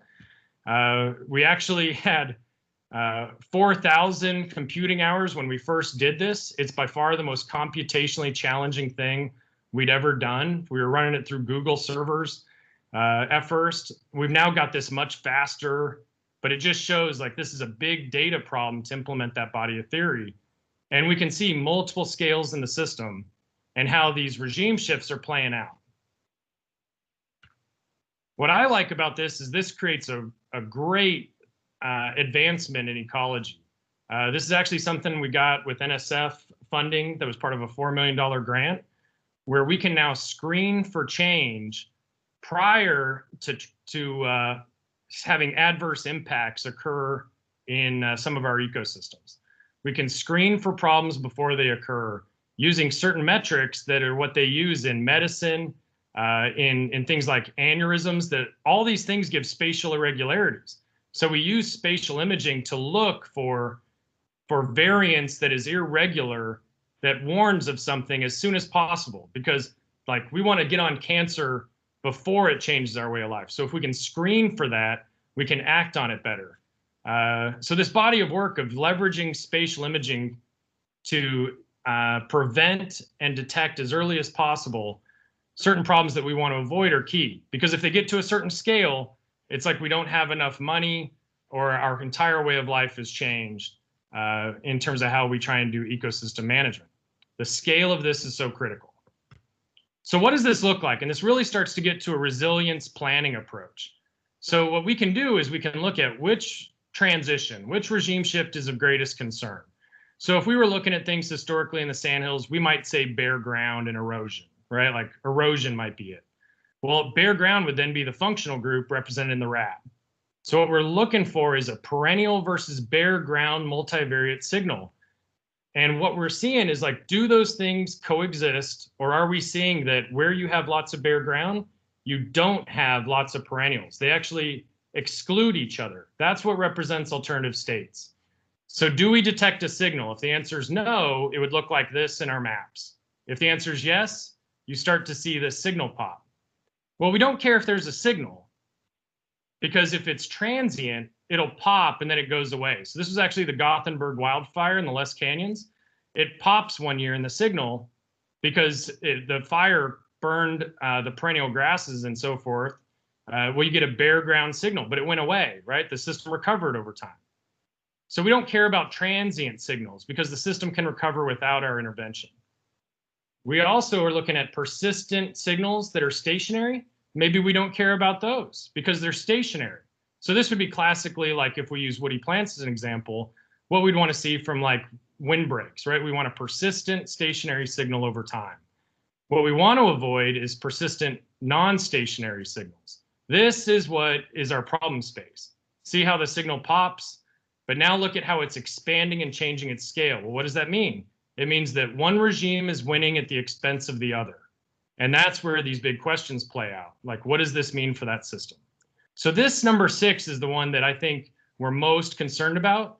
But then what we can do is we can repeat this process. Well, what maybe didn't we look at? Are there other functional groups that maybe we should compare and screen for those to see if there's this persistent, non-stationary signal that is transcending its historical scale? Again, blowouts are important for endangered species in the sandhills, but if that blowout expanded and changed scale, it would cause endangered species. That line is what we're talking about. Those are things we usually want to avoid. So here's an example. Look at all the things we can see in this data with these signals. We can run these different functional group comparisons.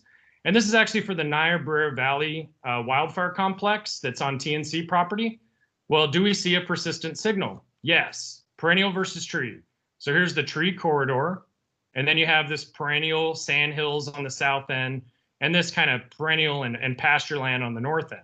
So you get this signal of spatial irregularity because that's where tree dominance is, and here's where grass dominance is.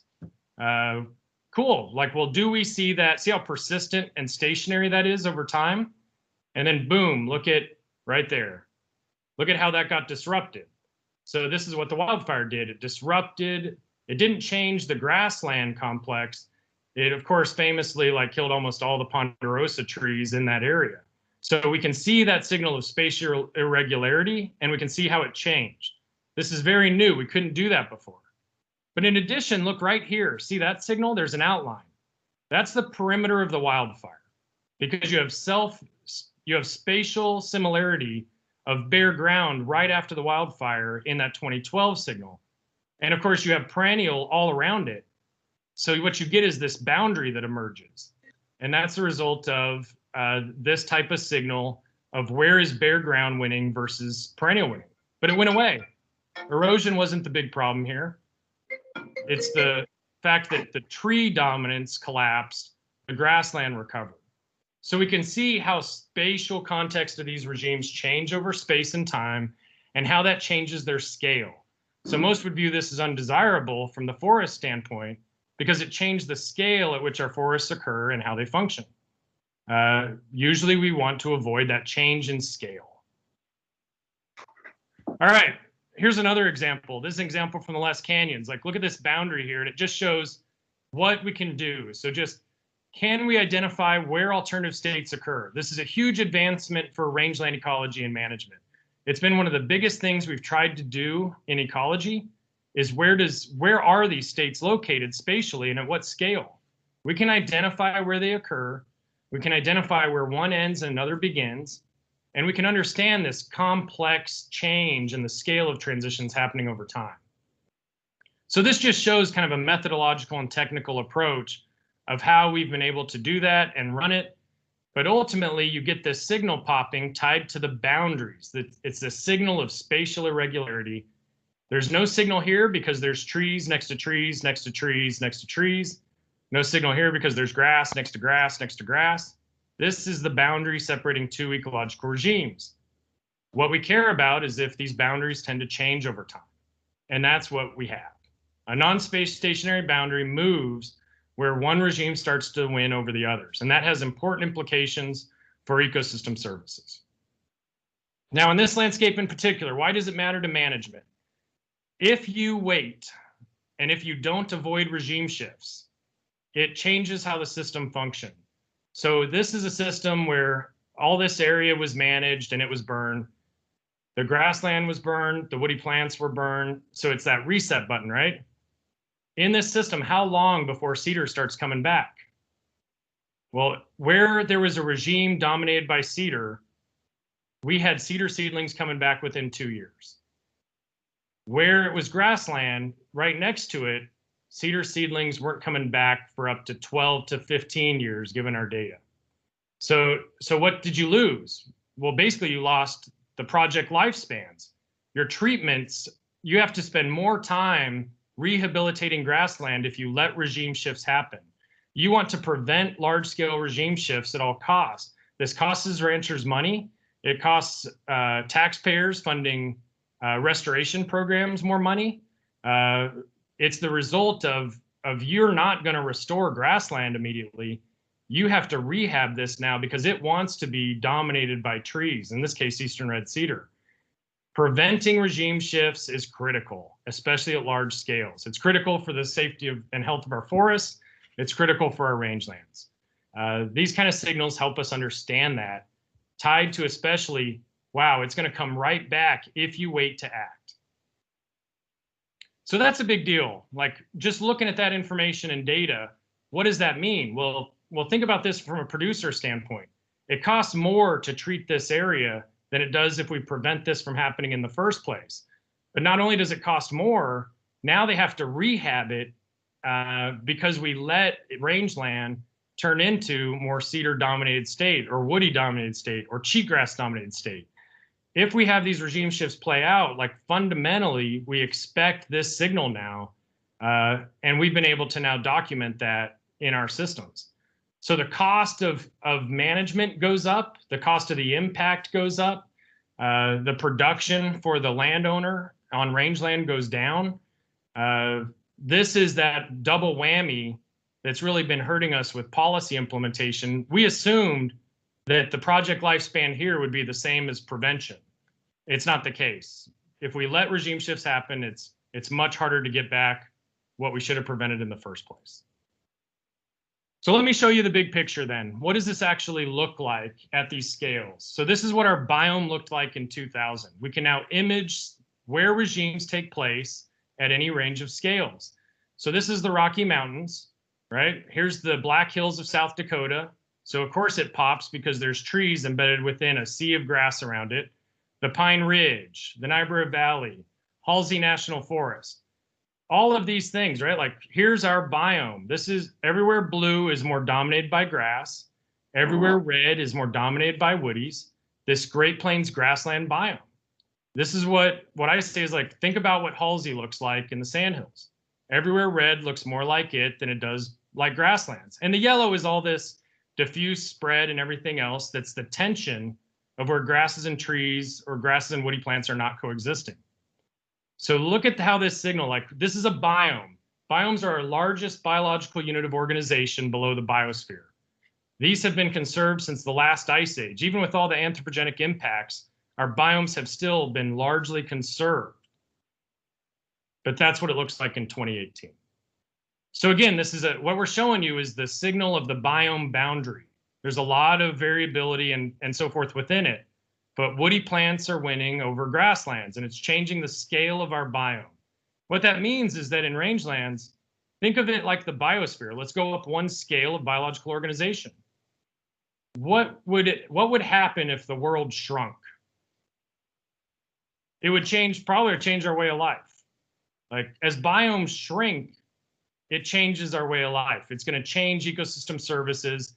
And what we expect in the science is for unexpected surprise, more extreme events to happen, like things like these are where natural disasters are tied to that none of us expect. Well, that's because our biomes have fundamentally changed. This introduces novelty that we haven't had in any generation since settlement. Like, these have been conserved since the last ice age. And notice that there's only one ecoregion that made it flinch, the Flint Hills of Kansas. The entirety of tallgrass prairie is now within a woody biome. And it's a woody agroforested biome, but it's a woody dominated biome. Any perennial sources we have, the Flint Hills is now a paleo relic that looks like the Black Hills of South Dakota. So this is truly the last tallgrass prairie region left. And boy, everyone should go talk to the ranchers right there on what it takes to manage large-scale woody encroachment now. We have very loudly heard their voice of how hard it is now that the biome took it over. Remember, right? Like once the biome takes you over, it changes your management, just like that woody plant example I gave from the Les Canyons. You're no longer managing patches of trees within grassland. You're now managing a grassland surrounded by fundamentally different vegetation. It changes how grasslands function. Now, we've talked about this in the science. There's 80 years of research in the Great Plains rangelands talking about the impacts of if we lose large-scale grasslands. There's a number of consequences that come from this as we lose our grasslands. But one of the big ones I think to point out is that even our efforts, like we spent $25 million on average in the NRCS from 2004 to 2008 on brush management every year. So that's last decade. In the last Farm Bill, we spent $177 million in the Great Plains. $164.5 million was in Oklahoma and Texas alone. It was spent in the red, and the red got worse. So how much money do we have to spend in the red to try and get any large-scale grassland conservation to actually work? That approach of traditional range management is absolutely not working. What if we spent that money in the blue? How would this biome look different? What if we spent it more strategically in areas that are holding the line within that tall grass prairie zone? Our current model for how we've been implementing one of the most costly expenditures is not working, and it's not an individual landowner problem. When you're surrounded, you have woody encroachment propagules everywhere for the first time. The Sandhills has not been tested yet. The Sandhills is going to be tested now. The Flint Hills has been tested. They made the signal flinch. So in the Great Plains, successful grassland conservation, as good as it gets right now, looks like the Flint Hills. Everywhere else has been taken over. There's only a couple ecoregions left in Oklahoma where they have large grasslands. That's it. So I just want to paint this understanding of how severe of a change this has taken place in only 20 years. 20 years and it's changed a biome. So what are we documenting? Scientists have documented system level consequences like you can expect. Our ecosystems depend upon their having large scale systems that are preserved and conserved in these systems. So when you lose a system, you lose how the system functions overall. So you're talking about rancher livelihoods. You're talking about changes in wildfire danger. Talking about implications for human health, water, the hydrology of the system changes. Endangered species and regulatory pressure goes up because we're losing the habitats that they rely upon. And we've even linked it to things like school funding. So we're not just talking about the rancher, we're talking about things we benefit from in terms of social programs that we have taken for granted in grasslands. This is a story of ranching that hasn't been told well. It provided ecosystem services beyond where their ranch is. We benefit from certain social programs in Lincoln and Omaha from grasslands. And we just haven't told that story well. And we've taken that for granted. So what does the Sandhills look like? So this is an area of the Sandhills. I just want to walk this through and what it means. And again, this technical approach to this. This is 2002, and we have kind of an ecoregion scale perspective to show you these boundaries. So the boundary associated with Halsey is here. Here's the Les Canyons, the Pine Ridge. You can see this 2002 image, and it just shows this relative boundary of where trees are winning versus grass is winning. And now notice the haze. The haze is a warning signal spatially, but we care about persistent, non-stationary, and is it changing scale, right? We don't care if there's a signal if it's not moving. We care if it's changing scale and moving. So there's 2007, 2012, 2017. And driving through here and visiting with ranchers, like this is really high diffuse encroachment happening in Western Sandhills. We have studies that have observed that. We see spread in areas that are novel and unprecedented. The biome signal is what you're seeing here. Our biome signal in Nebraska is at Calamus Reservoir. It's approaching Halsey. Our biome is changing, and it's now, the culture of the Sandhills is now going to be tested. What will be the scale of prairie in the Sandhills going forward? That's what this always does in other states as this has moved. Well, of course, what have we done? Well, 100% of state expenditures were spent in the red historically. We chased the transition. can we continue to do that when we're losing the blue? Can we continue to chase the problem when our best rangelands continue to be lost to this biome scale conversion?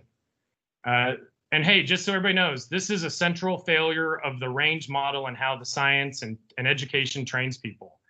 We are failing to communicate the pattern and process of rangelands, the disturbance that they actually require. And as a result, we're trying to diagnose problems and solve them. And what is this doing? It's leading to improvement programs in the blue, restoration programs in the red. And so the future generations have to restore our improvements. That's happened for decades in the Great Plains in rangelands. We want to halt that model. We don't want improvements to lead to future restoration. So again, I'm going to walk through this ball and cup example under a spatial resilience thinking approach. Think about in the red. Here's a tree-dominated landscape.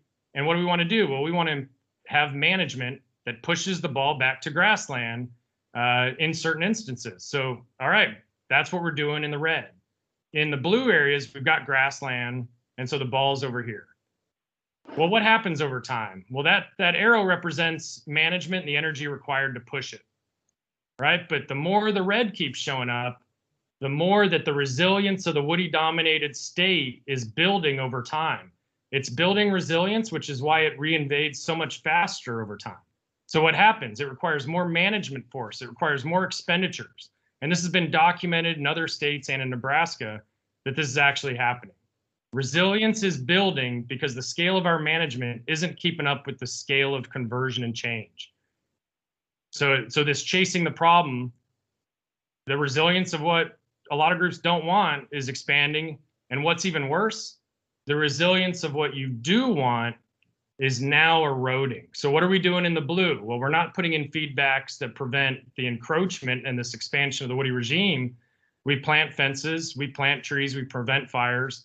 Those are improvement practices. Well, improvements work when our system is stable and at equilibrium, but improvements don't work well if our system is collapsing, right? Like, so what I would like to everybody to see here is that erosion of resilience is happening in the blue because of all the things happening tied to the change in our biome and the change in our ecoregions.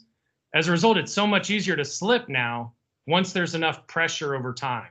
This is fundamental resilience theory playing out, and we feel it over time. There's no examples of chasing the problem working globally. Nobody's chasing transitions and winning. We have to figure out at large scales how to stabilize regimes in a way that that is more ecologically sound and ecologically informed. So of course, our goal is to do neither of this. Our goal in our grasslands and our forests nationally is to build resilience and keep our big intact native ecosystems at large scales intact. That's where they're most resilient, and that's where we can win. So this idea is obvious of how to start to do that. We've done the exact opposite. That's the reality of range management. So how do we turn the tide? It's a key problem we have confronting us. And that's what we see when we assess things like Nebraska's biologically unique landscapes. This was established 15 years ago or longer as part of the State Wildlife Action Plan. When we assess all of our BULs, what's happening across our biologically unique landscapes? Well, this red line shows you the BULs. Notice that there's a departure starting in 2005. So woody cover is increasing in our BULs, but slower than in our non-BULs in the state of Nebraska. And that should make sense. The biome's taken over and so forth. We're seeing the slip. So of course, our goal is not to die more slowly in grasslands. Our goal is to have stable grasslands that are beneficial to wildlife. Well, the reality of the assessment of our BUL summary is that all BULs in the prairie zone, in the tallgrass prairie zone here in the east, are transitioning to tree dominance. The question is how much, but all of them are. All BULs in the mixed grass prairie zone are transitioning and increasing in tree cover since 2000. All sandhills BULs have increased to some degree in woody cover, but the vast majority of them are at very early stages, right? But the warning of the Great Plains is, hey, the clock started ticking. Only the shortgrass prairie zone is currently the most stable. And all this makes sense, but we're just painting like no BULs have declined in woody cover over the past 2 decades. That's a huge issue for our state wildlife action plan that really operationalizes and depends upon grassland wildlife. And we know those grassland wildlife depend upon large-scale grasslands to keep common species common, prevent endangered species, and prevent local extinctions. In addition, we can track what it means to grazing-based income now. We can see with these signals, and we can see with certain productivity, what happens over time with woody encroachment to grazing-based income. And often, and here's an example, this is actually the Gothenburg wildfire. We can track what wildfire meant to grazing income. You got this decline in grassland productivity. The single wildfire, we see a major increase in perennial productivity back to pre-1990 levels. But what did we do? We didn't follow up. Look at where all the encroachment comes back in. It comes back in with what the fire or our restoration treatments leave behind, and it comes back in from the boundaries that we didn't treat. It has strong spatial order. So this starts going down again. Imagine if corn, soybean, imagine if we did that in those agricultural areas. And we said, hey, it's okay that you're losing yield and you're losing economic revenue. We'll help you later.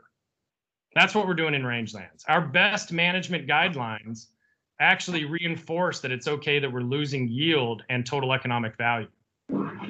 We can now see that and show it. We want to keep this high. We want to have things that are better for rancher livelihoods and keep these values up higher. And this is just a common failure. We do a single restoration and we let it slip, and then we restore it again and let it slip. So I show this point again just to say we know that's happening. This rapid reestablishment is costing ranchers more money. It shortens our return on investments, and we're seeing that play out in every state where single restorations are not working long term. And it's because the resilience of what took over now actually promotes the reestablishment of that state, not the grassland. So this is a really important understanding if we're going to improve our programs. In addition, there's a lot of conversation and points tied to, well, will woody encroachment happen here? So a big part of vulnerability assessments across the world is understanding like, hey, where do regimes stop? We're tracking the reality, but maybe it won't expand past the central part of the sandhills. You know, maybe woody encroachment will stop because of limitations in mean annual precipitation. And that's a hypothesis and debate that goes back to the 1890s and 1920s. What we've done is we actually looked across the entirety of the sandhills, and all these points you're seeing here were sampling points where do we see woody encroachment actually happening? Not can it happen, is it happening now to some degree? And what we found was that everywhere that had a seed source absolutely has woody encroachment across this network of sites, regardless of precipitation. It's just encroaching much slower out west than it is in the east. So it's really important that we don't have this false perception or denial that it can't happen here. It is happening now, but it's really early, which means we can control it if we act early. It's really hard to get stuff back if we wait and we have to manage the entire state of Oklahoma.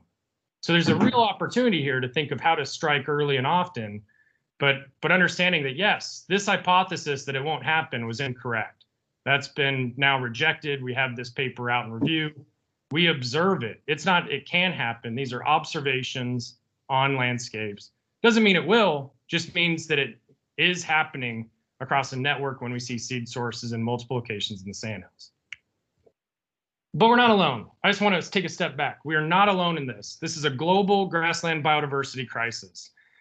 Every major grassland is experiencing this globally, and woody encroachment is a national discussion, not just a Nebraska one. So this was published in Science in 2016. People should really understand the national discussion tied to our grasslands, one of the great vegetation biomes on the planet. This area that you're seeing in black, that's where there's less than 60% total abundance of endemic species. This was a 1 kilometer analysis. Here on the second one, this is the biodiversity. Here's the abundance. So the Great Plains emerged as losing the most biodiversity on the planet and the most abundance of our species. Of course, a lot of that was tied to historical agriculture and so forth that predates the Endangered Species Act, but our systems are very different. Well, what's going to take over the rest? The data looks like woody encroachment. And that's happening elsewhere. Our grasslands globally are the least protected, the Mongolian, Manchurian grasslands over here.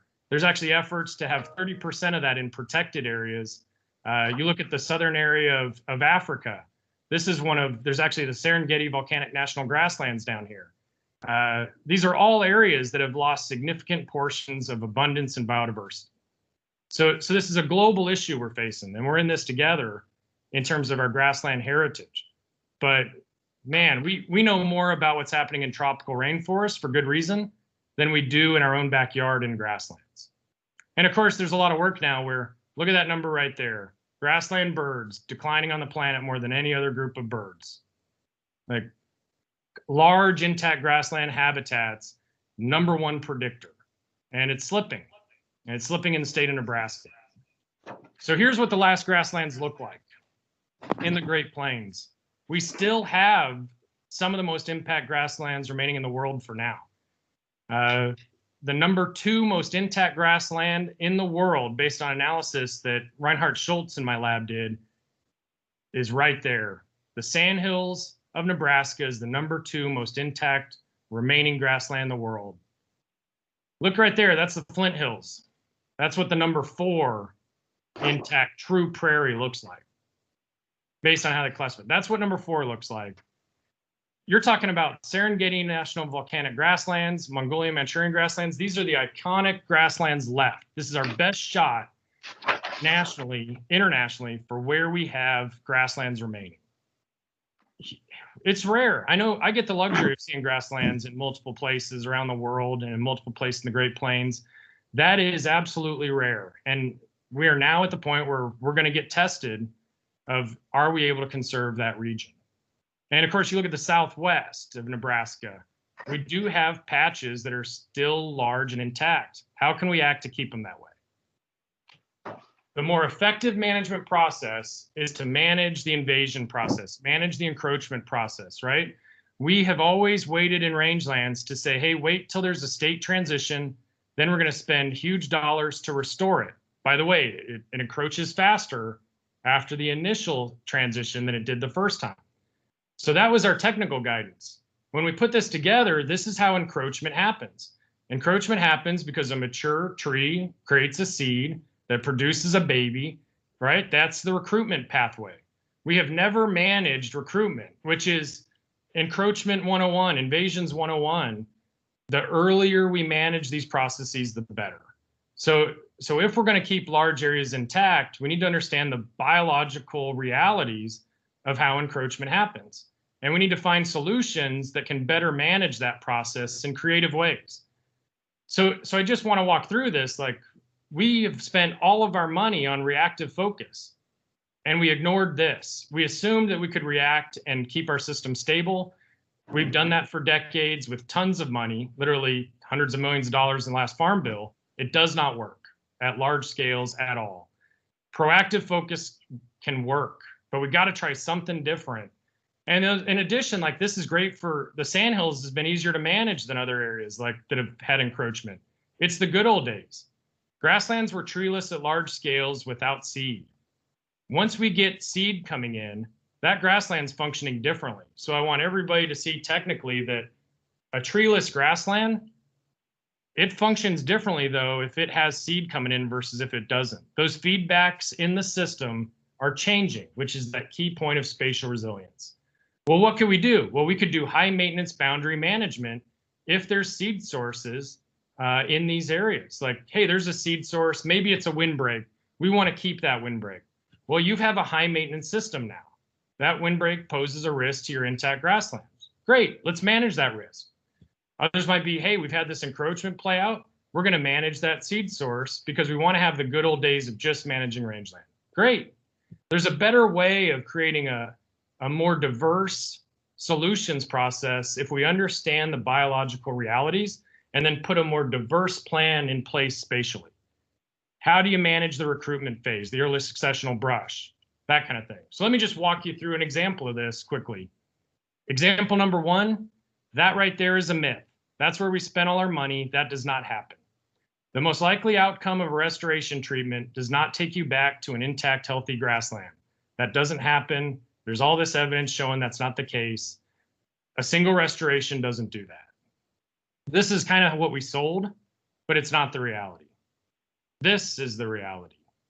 The reality is that it goes back to what it was before. The reality is that it goes, even initially, it's not the grassland you wanted.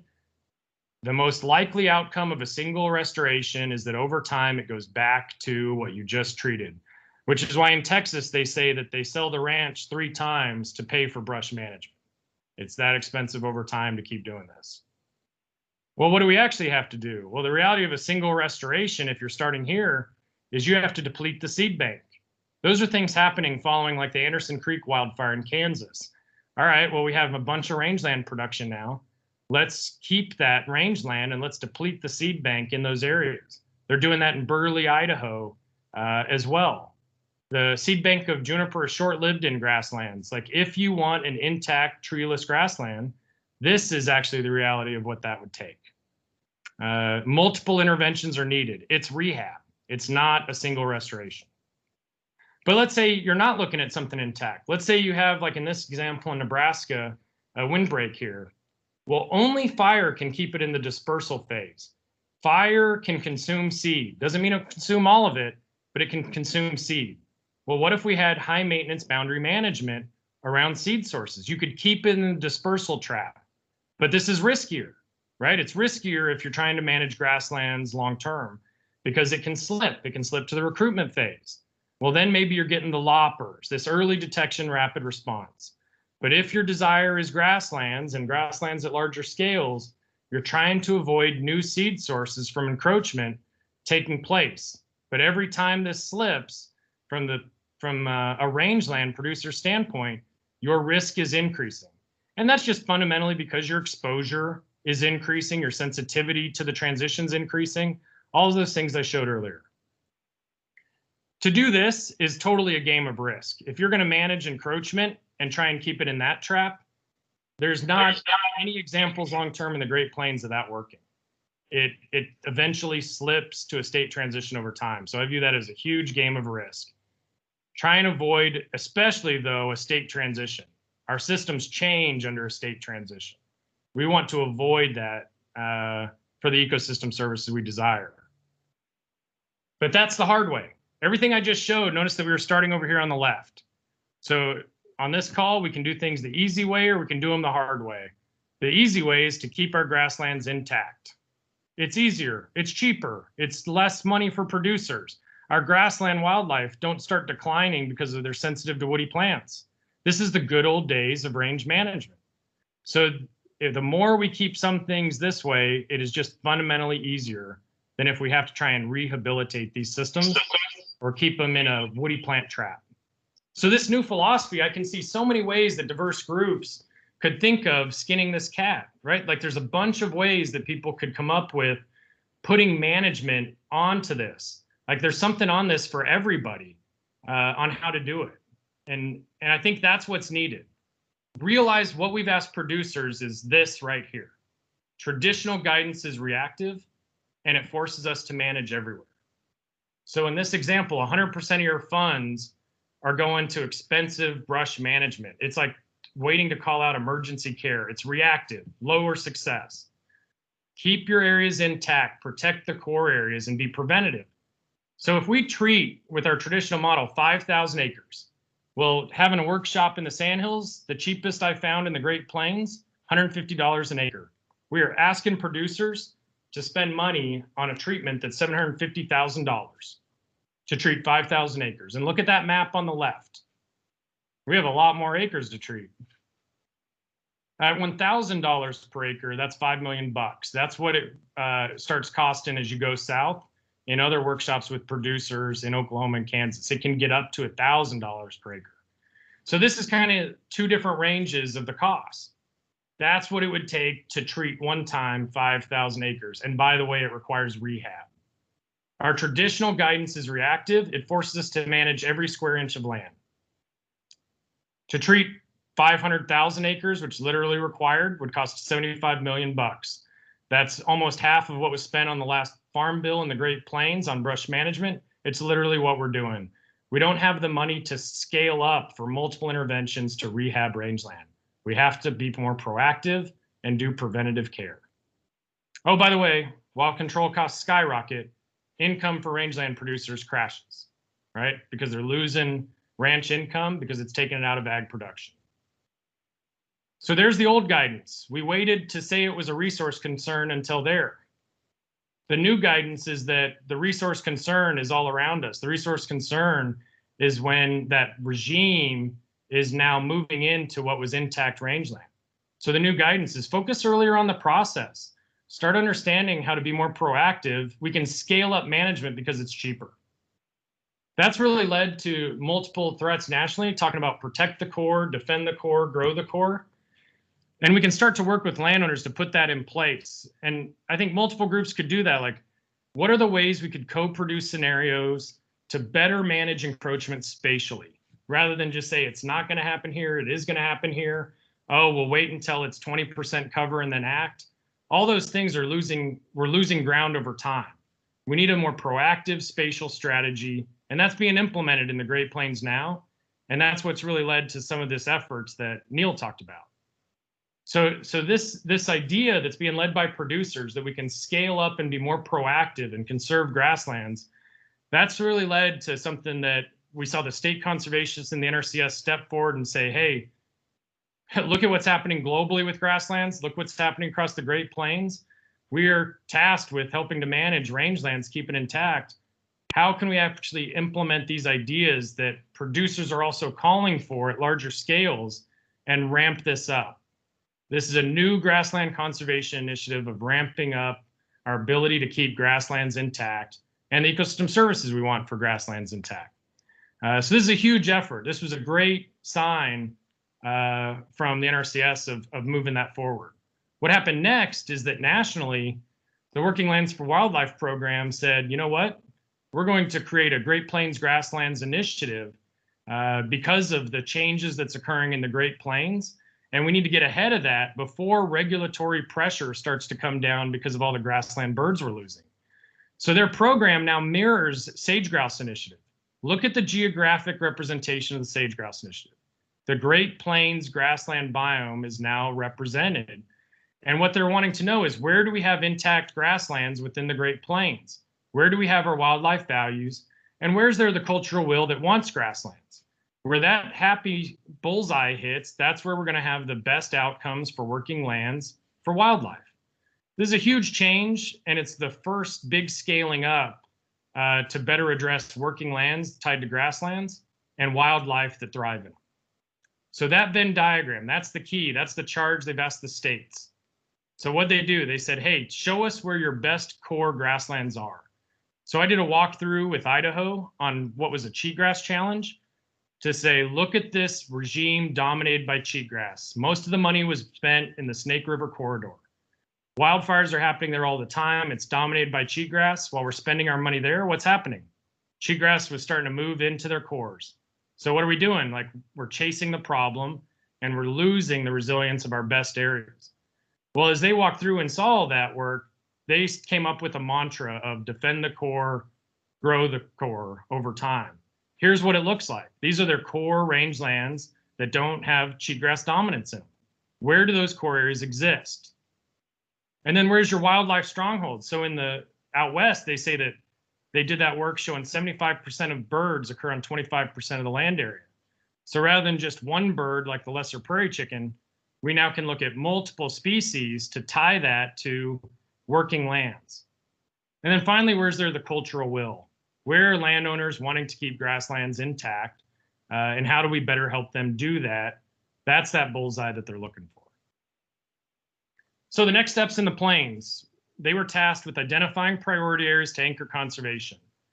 Can we establish cores, defend them, and grow them? To do that, NRCS and other partners and landowners, how to put the right practice in the right place at the right scale, how to adapt our current practices to prevent resource concerns, improve their project lifespans now that we know that how we've been acting in the past is actually limiting the return on those investments, how to create technical guidance that matches the realities of restoration and being more transparent in that The fact that if we're doing restoration, it requires rehab. It's not a one and done. How do we actually still have big grasslands for future generations, given the data and given what we're seeing? And how do we actually reinforce cultures that want that?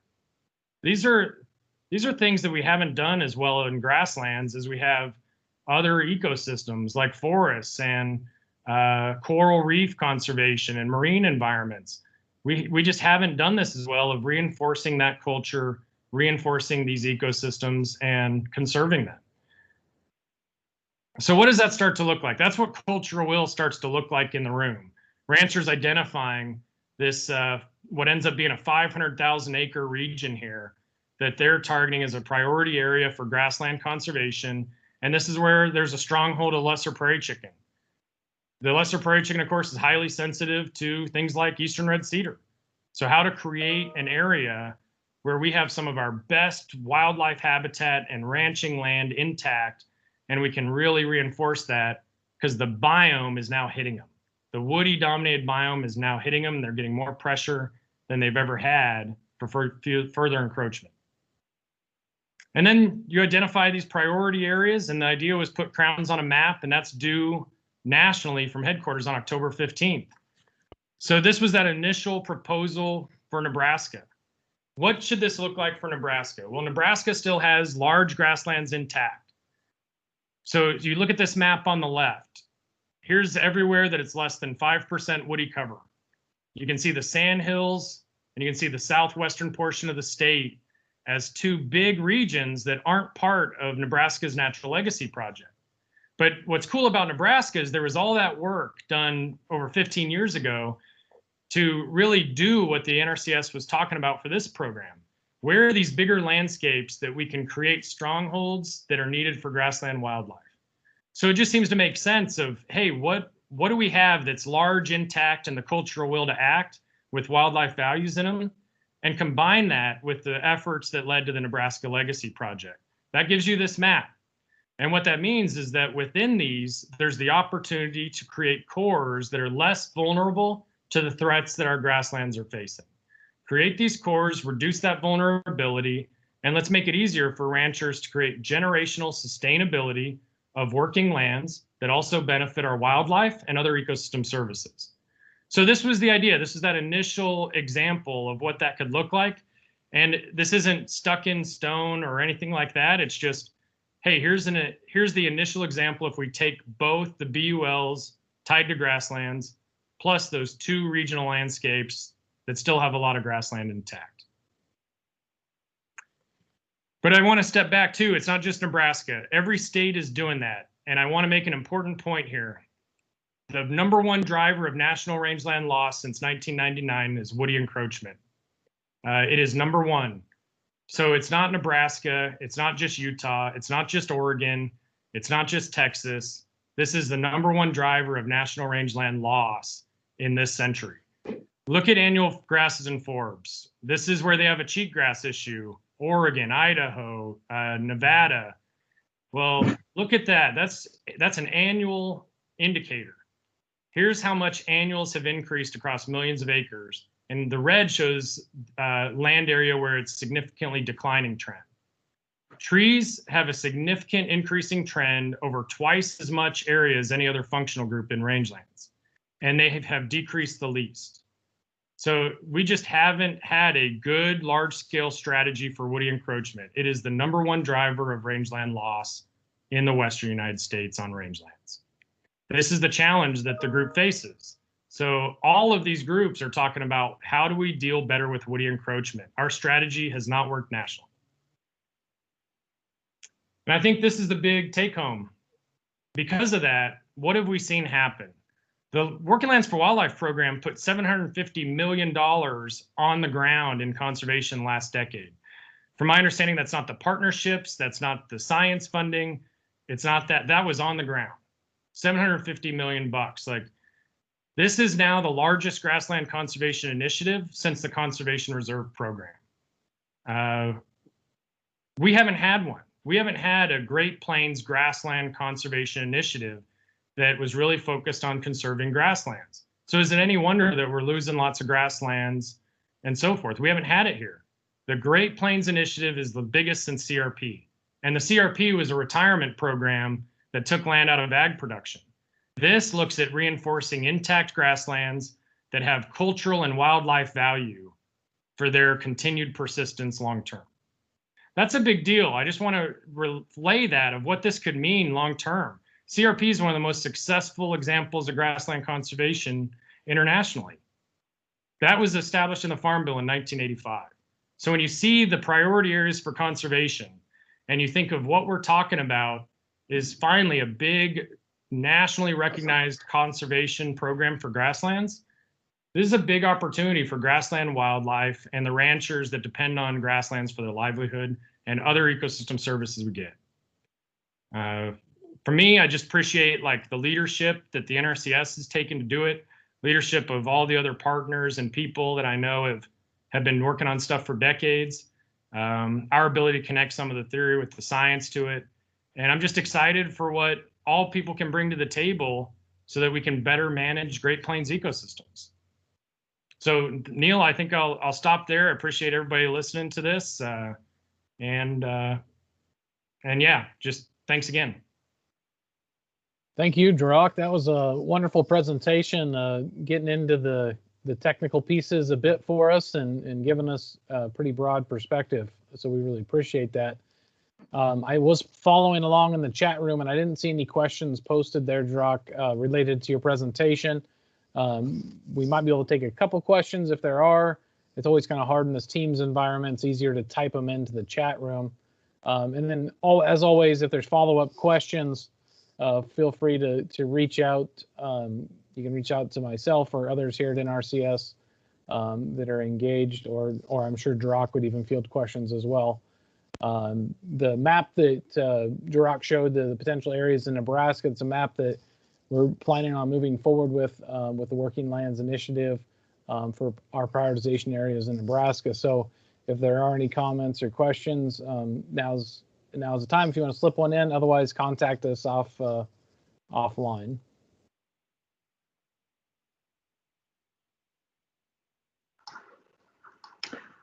All right, Neil and Dirac, thank you for that. I hope everyone enjoyed that. There was a lot of really good information that Dirac covered there. And as they both said, we're very excited to be a part of this new large area Great Plains Grassland Conservation Initiative. It's really a great opportunity for us, and we've had a lot of really good input, and we know there's a lot of interest in the ag groups and in the producers and producer groups. So with that, I think we're a little bit ahead of schedule, and as I said earlier, I don't think anybody has a problem with that, but we can take a moment here to see if there are any questions in general about the issues that we've covered here today.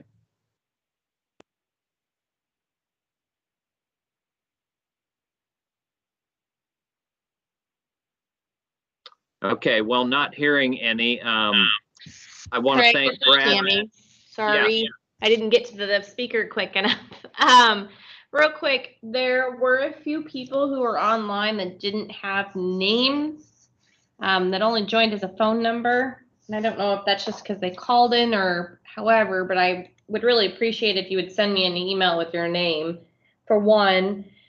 Erica, to answer your question, I can send you the link to this recording once I receive it after we're done, and you can send it out to whomever you would like.